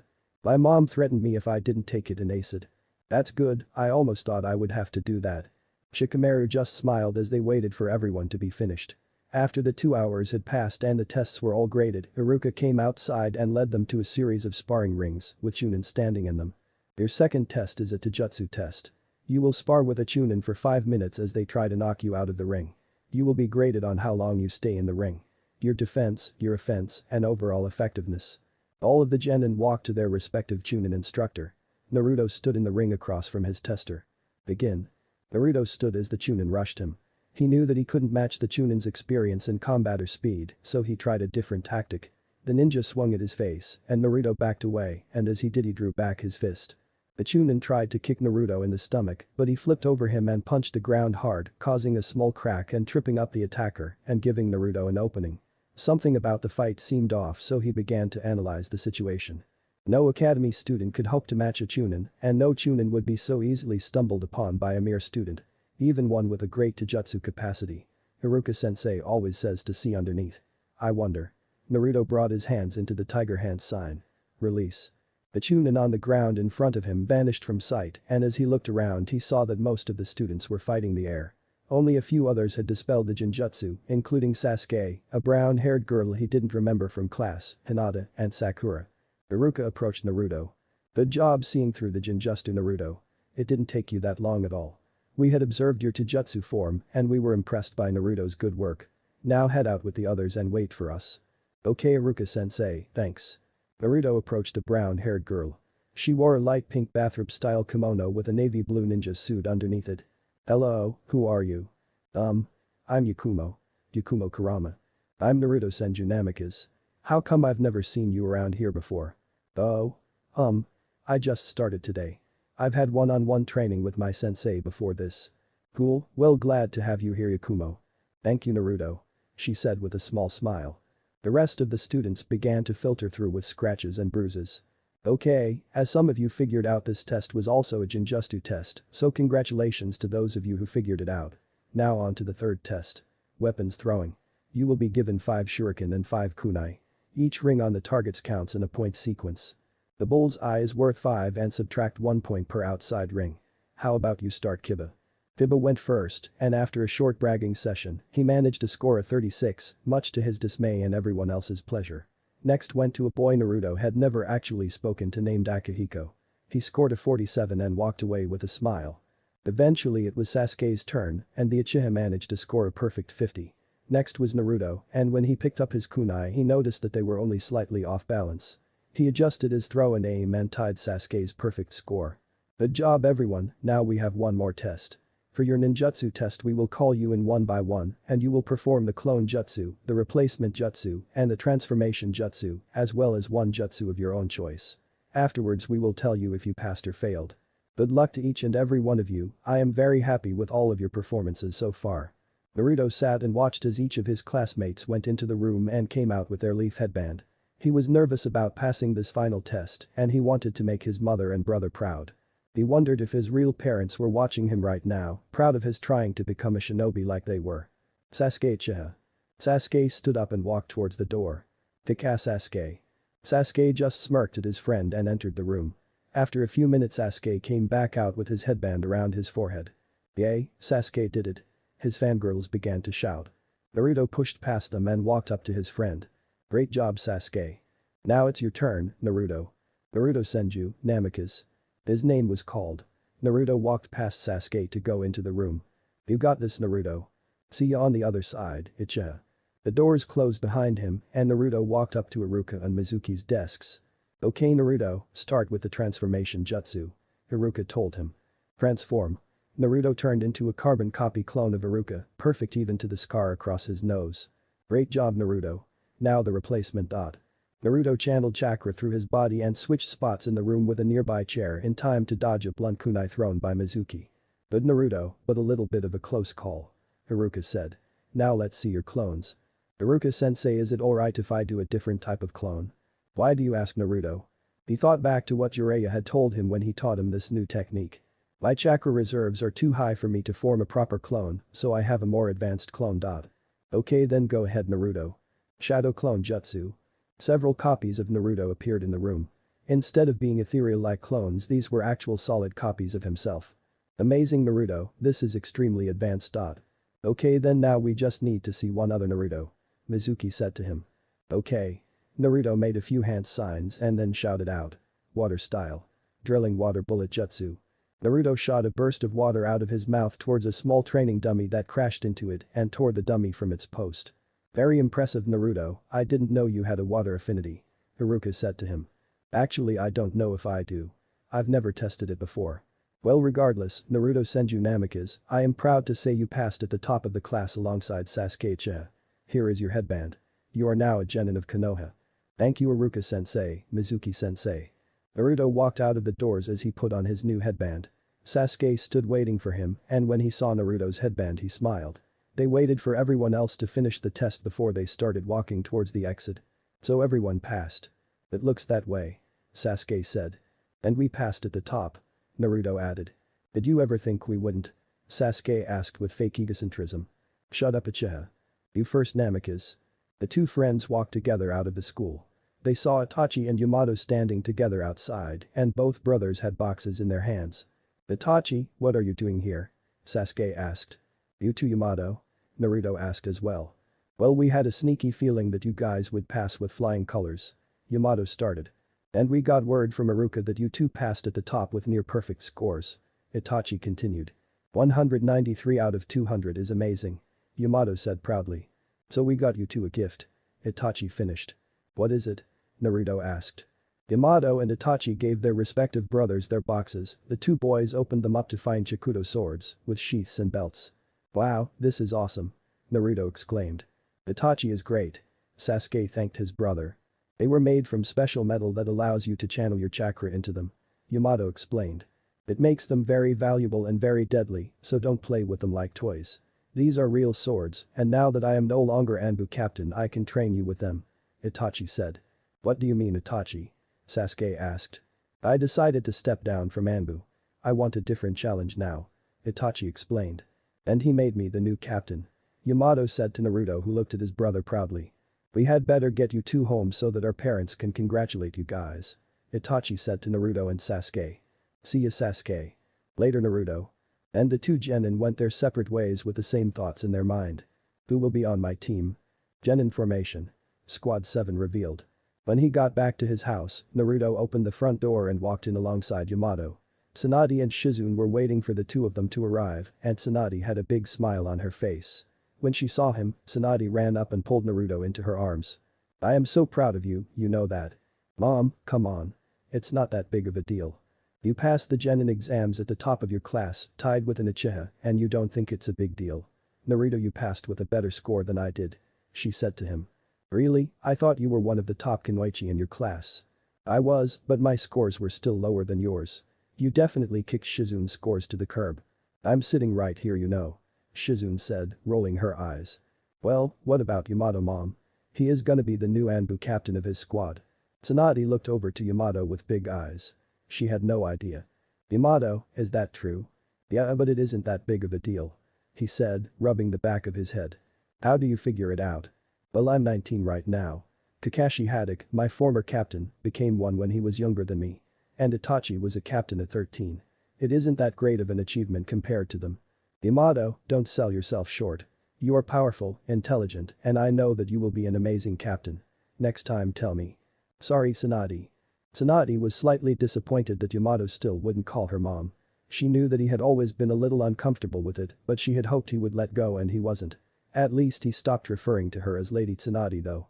Thinking back to the day she first adopted the two boys, Tsunade couldn't believe how much she had grown to care for both of them. Naruto was outgoing, intelligent, and wore his heart on his sleeve. Yamato though was far more reserved. He kept to himself most of the time, especially since the massacre. He was distant to everyone except Naruto and Itachi. But when she saw him when he didn't think anyone watched, she saw a man filled with love for all things in nature. She felt that he was more at him in the trees than he was at the compound, and she knew that he was so much more than he let on. She only wished that he would show his true self, always. Well Naruto, I have a few things for you now that you are a genin. And there are a couple other people here as well. Hiruzen and Jiraiya walked in alongside Kakashi. They all had smiles on their faces and they sat in the room next to the others. Congratulations Naruto, I hope to see the will of fire burn brightly in you. Good job kid. Your dad would have been so proud. Your mom too. I was impressed to hear about your scores, Naruto, top of the class. My sensei would have been so excited to hear that. Naruto was happy as he sat with all his loved ones and they talked about his future as a ninja of Konoha. He couldn't help but think about how things would have been if his parents had been alive, but he wouldn't have the family he had now if they were, so he was torn. He figured he would be happy with what he had and he would keep his birth parents alive in his heart. Well kid, we all have some things for you. I'll go first. Jiraiya said. Here goes Naruto. Jiraiya handed the blonde a scroll. Naruto opened it up and found a seal, so he put his chakra into it. In its place was a large set of sealing materials. And 3 large books on Fuinjutsu. There was also a small journal next to the other books. That paper is specialized chakra paper made to enhance the power of seals. The ink was made from Mount Myaboku, like the seals I placed on your wrists. It is extremely powerful ink and once applied, the seal is permanent. Most people would use this for seal tattoos. Both of those materials are extremely valuable and hard to come by, so be careful with them. The books were actually a set that I managed to secure before they were destroyed. They were written by the Uzumaki clan before they were wiped out. You will learn more from those than you ever would from me. Finally, that journal was written by your father, Minato Namikaze. It is all of his notes on seals that I could find. I would read the first book at least before messing with your dad's notes. Naruto stood up and ran to hug Jiraiya. Thank you Uncle Jiraiya. This means a lot to me. I know kid. Just don't become a better seal master than me too quickly, it might hurt my pride. He laughed. My turn is Naruto. Hiruzen stated as he pulled out a small box. These belong to your parents and I think they would have wanted you to have them. Naruto opened the box and found headbands inside, one with a leaf insignia and the other with a swirled insignia. The leaf headband was your father's. And the other is the last item your mother had of her parents. It was the headband of Yuzushi Agakure. I thought that you would want them. Naruto tried not to cry as he held the headbands in his hands. He had something of theirs now and he never wanted to be without them. He took his father's and tied it around his right arm and tied his mother's around his left. There, now I have them by my side. Naruto hugged Hiruzen tightly. Thank you Lord Hokage. Now, there is no need for these formalities Naruto. I am simply showing you the respect you have always deserved from me. Thank you Naruto. Kakashi stepped forward. This isn't much but your father gave it to me when I was younger. He promised to always protect me when he did so. He pulled out a 3-pronged kunai and gave it to Naruto.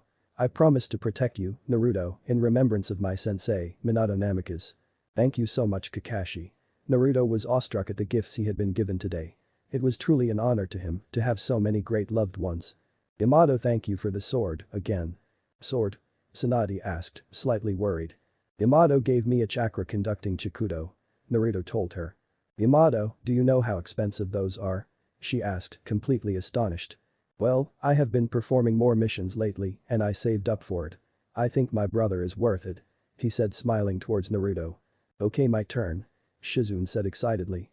It's not as flashy as everyone else's, but here you go. Naruto opened the box she handed him and found a new pair of gloves. These had a metal plate on them carved in seals.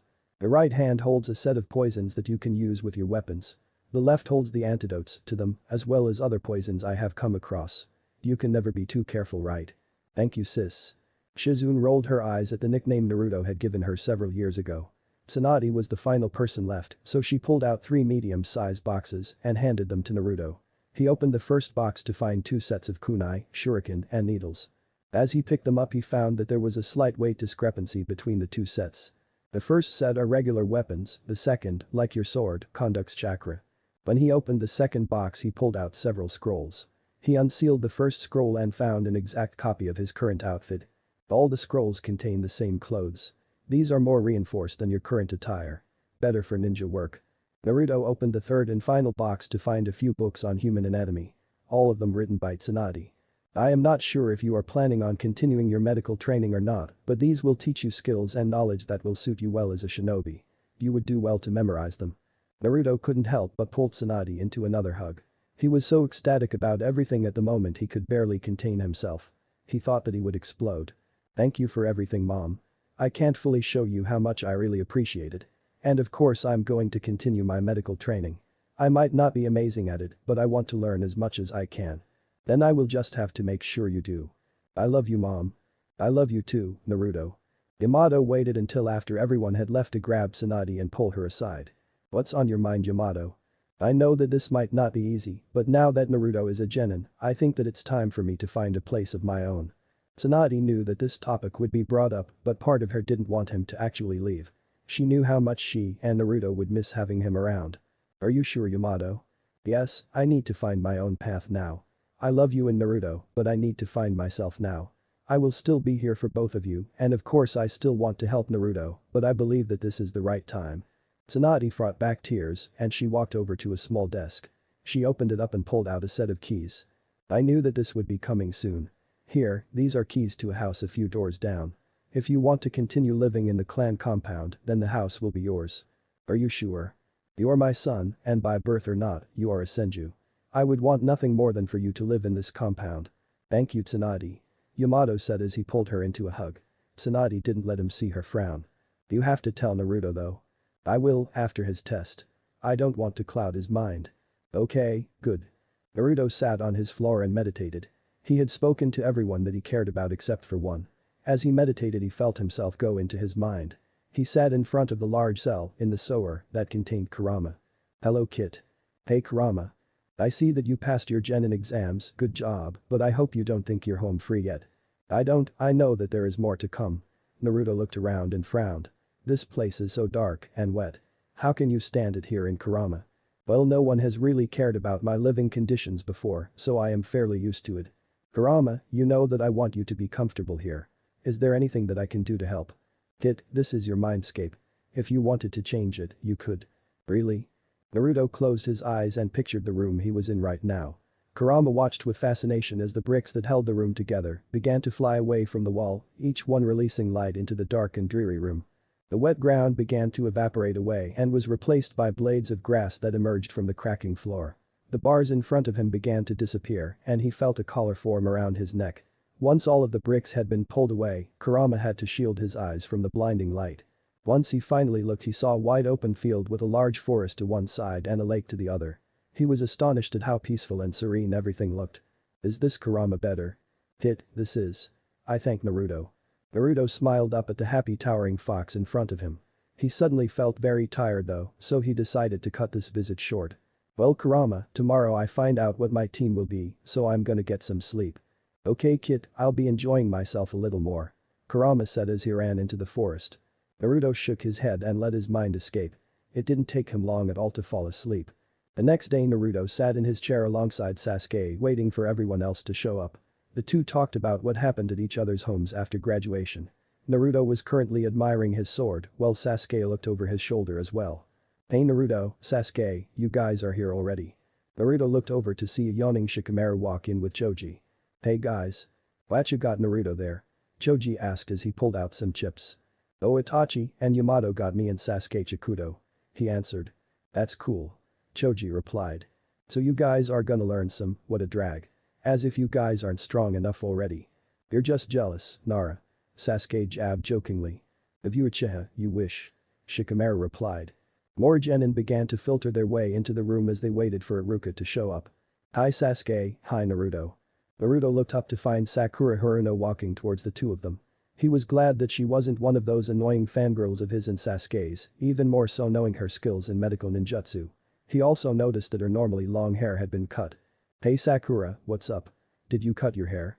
Yeah, I figured that it would be easier to work and train without worrying about it getting tangled in things. Why do you have 3 headbands in Naruto? Yeah, I was wondering that myself. Shikamaru added in. Well, this one belonged to my father Minato Namikaze and the other to my mother Kushina Uzumaki. So why wear all 3? She asked.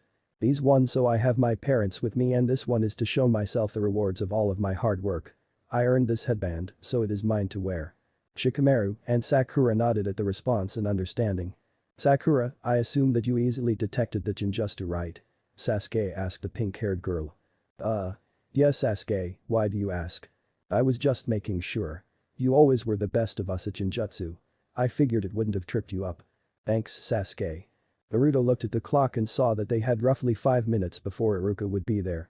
The door opened again and Naruto watched as the black-haired Akihiko walked in. He had never really spoken to the guy so he figured he might as well say hello.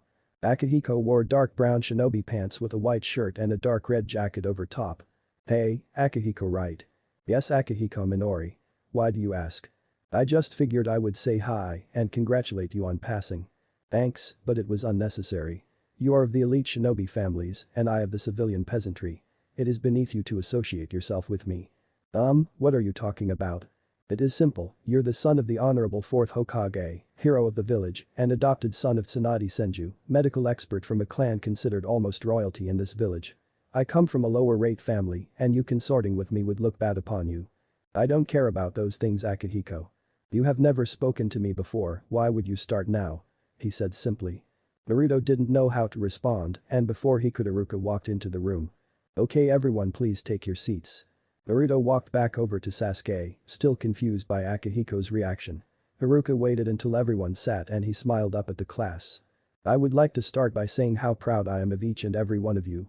You have surpassed my expectations and I would like to wish you luck as you join the ninja world.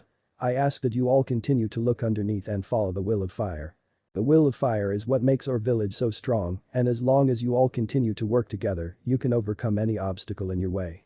Everyone silently sat and took in Iruka's words, showing their teacher their respect. I will now read off the team rosters. Your Jonin sensei will be by shortly to meet with you. Squad 1. Naruto listened as each team of 3 was called.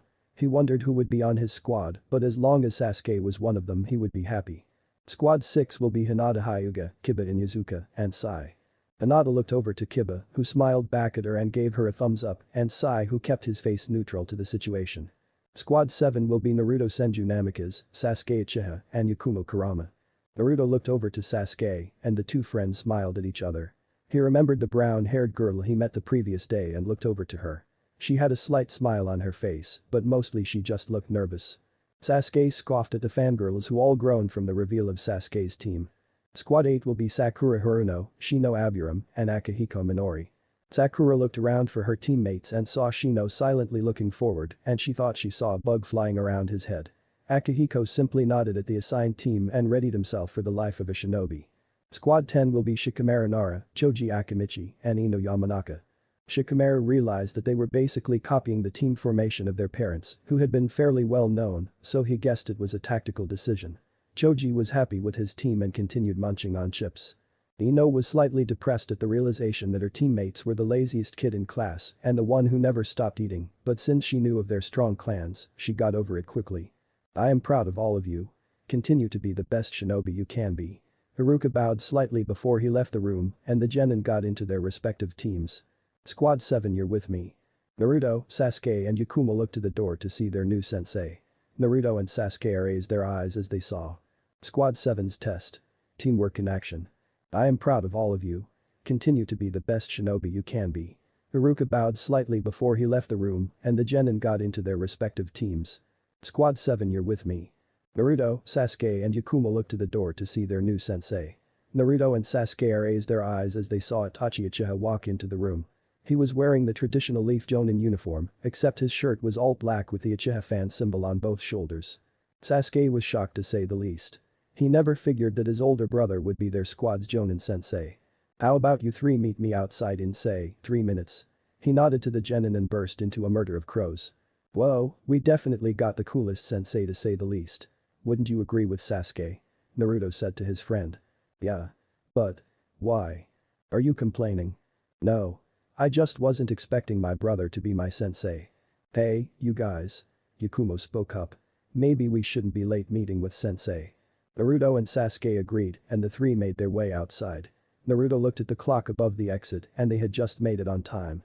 Itachi stood outside and he looked slightly disappointed. Well, we're here, Itachi. Sasuke announced. Right on time as well, so you're late. And you will address me as sensei, Sasuke. Itachi told him with a slightly cold stare. What, how are we late Itachi, you said 3 minutes? Naruto asked. Again, you three shall address me as sensei, well I am your teacher Naruto. And I want you to be in the habit of showing up early. I said 3 minutes to see if you would just follow the order or take the initiative to be early. Obviously I found out my answer. He coldly replied. Excuse me sensei, but how were we supposed to know that? Yakumo asked. It is called seeing underneath, Yakumo Kurama. As you well know, my little brother and his best friend are on this squad. As such they should know that I expect nothing but the best from them. Slacking off will not impress me in the slightest. Itachi, why are you acting like this? Sasuke asked as he started to get angry. Yeah, the Itachi we knew would never act like this towards us.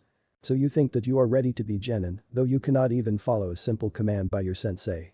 I have told you to call me sensei, and two of you obviously are incapable of listening. Therefore none of you will be Genin. I hereby strip you of all rank and ban you from returning to the academy. As he said this his eye flashes red and he caught the gaze of all three Genin. Naruto walked away completely confused and angry. His dream was being taken from him and he didn't understand why. Yeah, he didn't completely listen to Itachi, but it was just something he needed to get used to. As he walked he saw Ichiraku's in front of him. The place had become his one true voice and he was starving. He felt like maybe if he got some ramen he could think better. As he approached he heard footsteps behind him. Hey Naruto, you came here too. Sasuke and Yakumo were approaching him. Sasuke? What are you doing here, you hate ramen? I figured we three could talk and see what exactly we did wrong. That sounds like a good plan. Yakumo agreed. Okay, then let's get some ramen together. As Naruto turned back to the ramen stand he heard shattering inside. Then he heard Am, the owner's daughter, scream for help, so he ran inside along with his team. Am was being held with a kunai at her throat by a masked ninja with no headband. Then he heard a muffled noise behind him and he found Sasuke and Yakumo held by two more ninjas. Finally we have the two clan children we needed. You stay right here kid otherwise, I will kill the girl, just like her dear old dad. The ninja holding Am said. But. Naruto, me and Yakumo can handle ourselves and protect the civilians, that is your mission. Forget about us. Sasuke said and then the ninjas started to move away before they leapt into the air. Naruto looked to Am and back to wearing his teammates. What should I do? Sasuke was sitting alone on a bench. He was going over everything that Itachi had said to them. He was right. Sasuke wouldn't listen and he failed to see through what his brother wanted. He felt like Itachi would be easier on him because they were brothers. Hey Uchiha. What do you want from Naruto? Just seeing how you were holding up. I'm fine. I just feel so stupid. I've ruined my future. I don't think it's that bad. We just have to talk to the Hokage. I mean, I'm the last Senju son of the 4th Hokage and you're a freaking Uchiha. He won't ban us from becoming ninja. Naruto, what are you talking about? You would never use your heritage like that. Well crap, I was counting on you not caring enough. Oh well. The fake Naruto dropped his transformation technique and Sasuke instantly recognized the man in front of him from pictures he was shown. The chin scar, the bandaged eye and the useless arm wrapped up and in a sling. This man was the ex-advisor to the Hokage Danzo Shimura. The man who orchestrated the Uchiha massacre. Hello there young Uchiha. I know how much you must hate me, so I decided to give you this one chance. I will stand here and you can kill me or what I did to your clan. Sasuke looked slightly stunned by Danzo, but he smiled and pulled out a kunai knife. Oh but I forgot to mention, if you kill me. He snapped his fingers and Naruto and Yakumo were dropped from the tree onto the ground. Then your team will be eliminated by my Anbu. So Uchiha, what do you choose? Sasuke panicked as he saw Naruto and Yakumo unconscious in front of him. Danzo was completely exposed and Sasuke knew that this would be his only chance, but if he did then. What would he do? Damn it. Yakumo felt like something was off as she looked around the classroom she sat in. It was a familiar feeling to her but at the same time completely different than anything she had ever felt. As she sat alone she heard the door in front of her opening. The black-haired woman with red eyes walked in and stood in front of her. Kurenai-sensei? Hello Yakumo. I heard that you failed Itachi's test. Yes the team did fail. She answered sadly. It is all for the better I think. How can you say that sensei? Because you are dangerous. I told you to find a new path to follow. You will never be a strong enough shinobi. But I know that I can do it. Do you really think so? Because even I can see that you are still too afraid to control yourself. Naruto and Sasuke walked into the classroom with their hands bound behind their back. Kurenai turned to look at the boys, and when she turned back she became a demon with two long horns sticking out of the side of her head and long fangs. I am your fears, I am your power. You are weak without me, you are nothing compared to me. The floor under Naruto and Sasuke began to crack beneath their feet. Yakumo watched as the fear in their eyes grew with every sickening crunch, but as the demons stood in front of her, she found herself unable to move. She felt helpless to save them. No. Yamato landed in front of Itachi who stood over the bodies of his students. The three genin were not moving and their eyes were closed as if they had been sleeping. Itachi looked intently on the three genin. You decided to take that route after all. Yes, I find that the mind is a much better place to watch someone's true nature in action. How are they doing? Better than expected actually, they are fighting against their instincts well. So are you going to pass them? If they can prove themselves then yes. You know Itachi, like many Chunin, couldn't pass this test of yours. I know, but I have to make sure that they can handle it. Just please don't mess them up too bad. One Ibiki is enough around here. We don't need a second. Itachi and Yamato laughed together. Yamato still felt guilty around his friend, but he had been slowly getting over it. Itachi was glad to have him back. Well, I had better let you get back then, Hatice. Yes, and you need to get to the Anbu compound. Isn't today your first day, Captain? The two friends nodded to each other and Yamato left. He really hoped Naruto could pull through this test. Naruto didn't know what to do. On the one hand he could save his friends, but Aim would be killed. On the other hand, if he saved Aim, then his friends would be gone. He had to protect the civilians. As a ninja that is his mission. But could he really just let his teammates take me away? Could he really abandon them like that? Darn it. Why can't I be in two places at oh so stupid? Naruto said as he smiled and smacked himself in the forehead before making a hand sign. Shadow Clone Jutsu. 8 more Narutos poofed into existence. They split into 3 groups quickly, attempting to rescue all 3 hostages at once. The ninja who held Sasuke tried to dodge Naruto's first kick, but a second came from around back and threw a fist. The ninja moved his head in order to avoid the blow, but he moved right into the waiting fist of clone number 3. The ninja holding Yakumo dodged several throw kunai without allowing her to be injured. Their orders were to defend the target until delivery. As the ninja was too busy trying to not get as he failed to see the clone falling from above. The clone kicked the ninja's head downwards as hard as he could, instantly knocking him unconscious. The final 3 clones rushed the ninja holding Aim captive. He tried to kill her, but was unable due to the shock of his comrade's loss. Water style. Drilling water bullet jutsu. All the clones blasted him from different sides and he was forced away from Aim as the blasts of water hit him. One of the Narutos leapt on top of him with a kunai and held it against his throat. You're finished. And his vision went dark. Sasuke looked straight into Danzo's eyes. The old warhawk stared at the boy with a smile on his face. He knew that he had the boy trapped as he could never resist the thought of revenge and power. Sasuke's fists were clenched and shaking as he didn't know what to do. He was more torn than he had ever been before. He just wanted to make the right choice. Sasuke Uchiha, I will make you a deal. Obviously you cannot kill me or save your friends. So I will give you the one thing that you want more than anything. Power. Kill your teammates and I will give you more power than you could possibly imagine. Sasuke froze in place. Did this man actually just offer this? More power. The idea was intriguing and he wanted to get stronger. But after looking at his best friend his answer became clear to him. And for once he felt clarity. Your offer is tempting, Danzo. Do you accept it? I accept. That you can shove your offer up your ass. I hate you, Danzo, more than you could ever imagine, but I will not let harm come to my friends. I will give my life to protect him, you son of a. And his vision went dark. Ikumo's knees were shaking. She saw the floor falling away bit by bit, but she couldn't move. The demon was now laughing at her weakness. As she stood there she thought of everything she had been told in her life. You're weak. You will never be a ninja, so give up that path. Your taijutsu is awful, as is your ninjutsu. You will never make it. You're pathetic. As all of the voices rang through her head, she grew angrier and fiercer. She felt like she would explode if she didn't let it out soon. The demon started to chuckle and walk towards her. And that is when she saw it. You stand no chance, Ikumo. I am your fear, I am your hatred. I am your strength. I am. Completely annoying. I mean, shut up already. Yakumo looked at the demon with fire in her eyes. I finally figured it out. As she said that, the floor beneath Naruto and Sasuke's feet began to rebuild itself. The demon was astonished and didn't understand what was happening. Its power was draining away drastically. What? What are you doing? This is a Jinjutsu, granted a really well thought out multi-layer one that confused me for a while, but I finally figured it out. You hold no power over me, and I will never let you hurt my comrades. Genjutsu versions are the real ones. Your time is up. She put her hands together into a hand sign and shouted out release as she flared her chakra. And her vision went dark. All three teammates' eyes began to flutter in the open, and they realized they were lying on the grass in front of Itachi.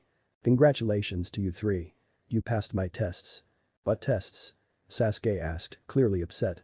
Well, technically you were not genin yet. Not until I decided you were ready. There were lessons that the three of you needed to learn first.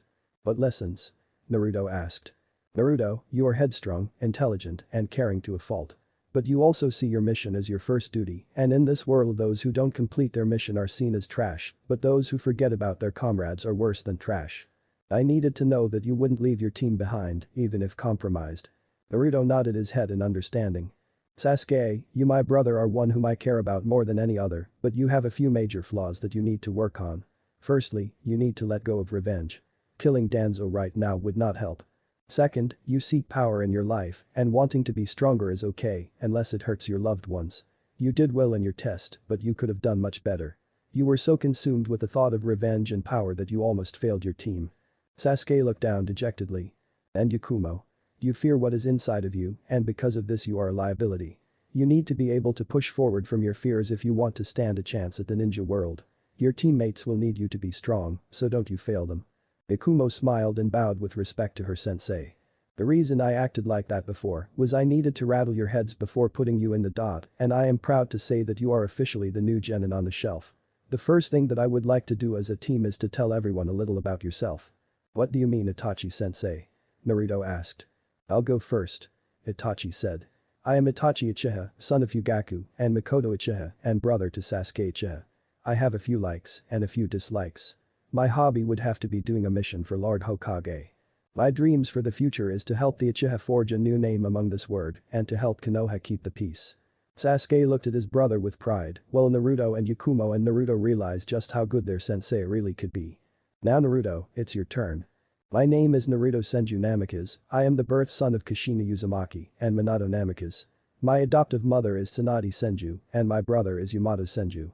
I like to learn new things, grow stronger with my friends, and to eat as much ramen as physically possible without getting sick. I dislike certain snakes and people who treat others like tools or less than human. My hobbies include Fuinjutsu and medical ninjutsu, though I want to start learning Dot. My dream for the future is to become a strong protector of this village and one day become the Hokage like my father. Good, now Yakumo. My name is Ikumo Kurama. I have been an orphan ever since my parents were killed in an accident. I like Jinjutsu and art. I dislike people who don't let others grow stronger. My hobbies include painting, and my future dream is to become a stronger Jinjutsu mistress than my previous sensei. And now you Sasuke. I am Sasuke Uchiha, son of Fugaku, and Mikoto Uchiha, and younger brother of Itachi Uchiha. I like my friends and training. I dislike schemers and those who wish to steal what is not theirs to take. My hobbies are training with my brother and best friend. My future goal is to help rebuild the Uchiha clan and one day become an Anbu commander. Maybe even the head of the Konoha Shinobi police force. Well spoken all of you. I would like to thank you for that. I know that you know each other, or at least Naruto and Sasuke do, but this is a good exercise to build teamwork. Tomorrow we start taking missions and I will be giving you all personalized training regiments. You are dismissed until 8 AM. At that time you are to be at training ground 42. Yes, sensei.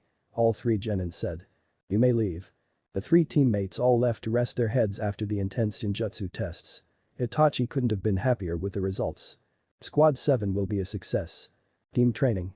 A D-rank nightmare. Naruto woke up at 6 in the morning and decided to do an early morning workout routine. He wanted to be warmed up and ready for his first day of training with his team. He was in the middle of doing pull-ups when Yamato quietly knocked on his door. Naruto dropped from the bar and opened up the door for his brother. Hey Yamato, what's up? Naruto, there is something that I need to talk to you about. What is it? I will be going on a mission shortly. The Hokage requested my presence in an hour, so I probably will not be around for a bit. Naruto had been growing more and more used to this as Yamato was constantly on Anbu missions. He used to really freak out, but it had grown easy for the young genin. But what I really need to say is about after I come back. Is there something wrong? Not exactly. I am planning on moving into one of the other Senju compound houses. Yamato waited for a moment, afraid that Naruto would be upset or even think he was abandoning him. Naruto let out a large sigh and smiled at him. Is that all? I was worried you were gonna say you were dying or something. You're not angry? Of course not, Yamato. I know that you're older now. You need to get out of mom's house and find yourself a nice girl to marry or something. Besides, if you stay here any longer people will start to wonder how the younger brother suddenly outshined the Anbu captain. Naruto said with a slight grin. Yamato was slightly shocked at the statement but just laughed with his brother. He felt as if a weight had been lifted off of his shoulders. But since you're moving out, you need to at least find some time to help me train or something. After all, now that you are going to be paying for your own place, I can't have you spending all of your money on ramen for me. So I'll just have to settle for some extra training. Naruto said, grinning with his eyes closed. We will see, Naruto, after all Itachi is your teacher now. That is his job, to teach you, now. Come on, Yamato, we both know that he is going to help Sasuke train privately. Probably yes. Well, I can't have you being bested by an Uchiha. You know how arrogant they can get. He said, grinning to Naruto. Oh god, an arrogant Uchiha. What will we do? The two brothers talked and joked for a few more minutes until Naruto decided that he should shower and get ready. Yamato left the house and went to speak with the Hokage. After his shower, Naruto dressed with all of his new equipment and ate a quick breakfast. He saw that he had 30 minutes to get to the training grounds, so he took off out the door before Tsunade or Shizune woke up. He was the first one to make it to the training grounds, or at least he thought so as he failed to notice Itachi already waiting for them in a tree. Naruto looked around and as he didn't see anyone he sat down and began to meditate. This interested Itachi greatly, but the Jonin decided against interrupting Naruto, he would talk to him about it later. It was 10 minutes later when Sasuke and Yakumo arrived together. They had met up as they walked, so they decided to walk together. Naruto, you're here early. What's nothing better to do with your time than sit all alone and wonder where your friends are? Sasuke, walking with Yakumo, huh? So you're not batting for the other team then? Both boys glared at each other for a few seconds until the glares turned into smirks and then they started laughing together. Yakumo just looked at the two of them strangely. You guys are idiots. Well, it is about time that you are all here. Itachi jumped from the tree and landed near the three genin. I'm glad to see that none of you came on time or late. So are you three ready for what I will be teaching you? Yes, sensei. All three said together. Good, we will start with Yakumo. You are great with Jinjutsu, better than most Chunin really. So I want to make you a Jinjutsu master. Your Taijutsu and Ninjutsu levels are less than mediocre. You can't stick with just one weapon in your arsenal, otherwise you become predictable and die. So I want to push those skills up some. Mostly thought you will be a long-range fighter. He handed her a schedule. So your schedule for each week will be: Monday. Jinjutsu 8 o'clock 12 o'clock, physical conditioning 1 o'clock 3 o'clock, long-range weapons 3 o'clock 5 o'clock. Tuesday. Taijutsu 8 o'clock 10 o'clock, Ninjutsu 10 o'clock 12 o'clock, team missions 1 o'clock. Wednesday. Jinjutsu 8 o'clock 12 o'clock, physical conditioning 1 o'clock 3 o'clock, long-range weapons 3 o'clock 5 o'clock. Thursday. Taijutsu 8 o'clock 10 o'clock, Ninjutsu 10 o'clock 12 o'clock, team missions 1 o'clock. Friday. 8 o'clock 12 o'clock, physical conditioning 1 o'clock 3 o'clock, long-range weapons 3 o'clock 5 o'clock. Saturday. Teamwork training 8 o'clock 12 o'clock, team missions 1 o'clock. Sundays. Sundays are yours to do with whatever you want. This will be your schedule until I decide that you are in need of a change. I still expect that you will study when you have the time to do so, as your written test scores were in the middle of the class. Do you understand? Yes, sensei. Sasuke, you're next. Your Taijutsu is impressive, as is your Ninjutsu. Your thrown weapon's accuracy is nearly perfect. Where you struggle is Jinjutsu, though you are more of a close combat brawler and a mid-range Ninjutsu specialist. I think that you also need to work on your speed. You are already fast, but I want you faster. So your schedule will be: Monday. Ninjutsu 8 o'clock 12 o'clock, physical conditioning 1 o'clock 3 o'clock, Kinjutsu 3 o'clock 5 o'clock. Tuesday. Taijutsu 8 o'clock 10 o'clock, Jinjutsu 10 o'clock 12 o'clock, team missions 1 o'clock. Wednesday. Ninjutsu 8 o'clock 12 o'clock, physical conditioning 1 o'clock 3 o'clock, Kinjutsu 3 o'clock 5 o'clock. Thursday. Taijutsu 8 o'clock 10 o'clock, Jinjutsu 10 o'clock 12 o'clock, team missions 1 o'clock. Friday. Shuriken Jutsu 8 o'clock 12 o'clock, physical conditioning 1 o'clock 3 o'clock, Kinjutsu 3 o'clock 5 o'clock. Saturday. Teamwork training 8 o'clock 12 o'clock, team missions 1 o'clock. Sundays. Same as Yakumo, your Sundays are yours to decide. I reserve the right to change scheduling around. Keep up with your studies as well. Do you understand? Yes, sensei. He said with a smirk. And finally, you Naruto. Your skills are about at the same level as Sasuke, though your Taijutsu is weaker. You also have Fuinjutsu, as well as some medical ninjutsu. so you have a wide role for this team. You can be a medic, a close-range fighter, and a mid-range support. You have almost no skill in Genjutsu, and like Sasuke you would make a good Kenjutsu fighter.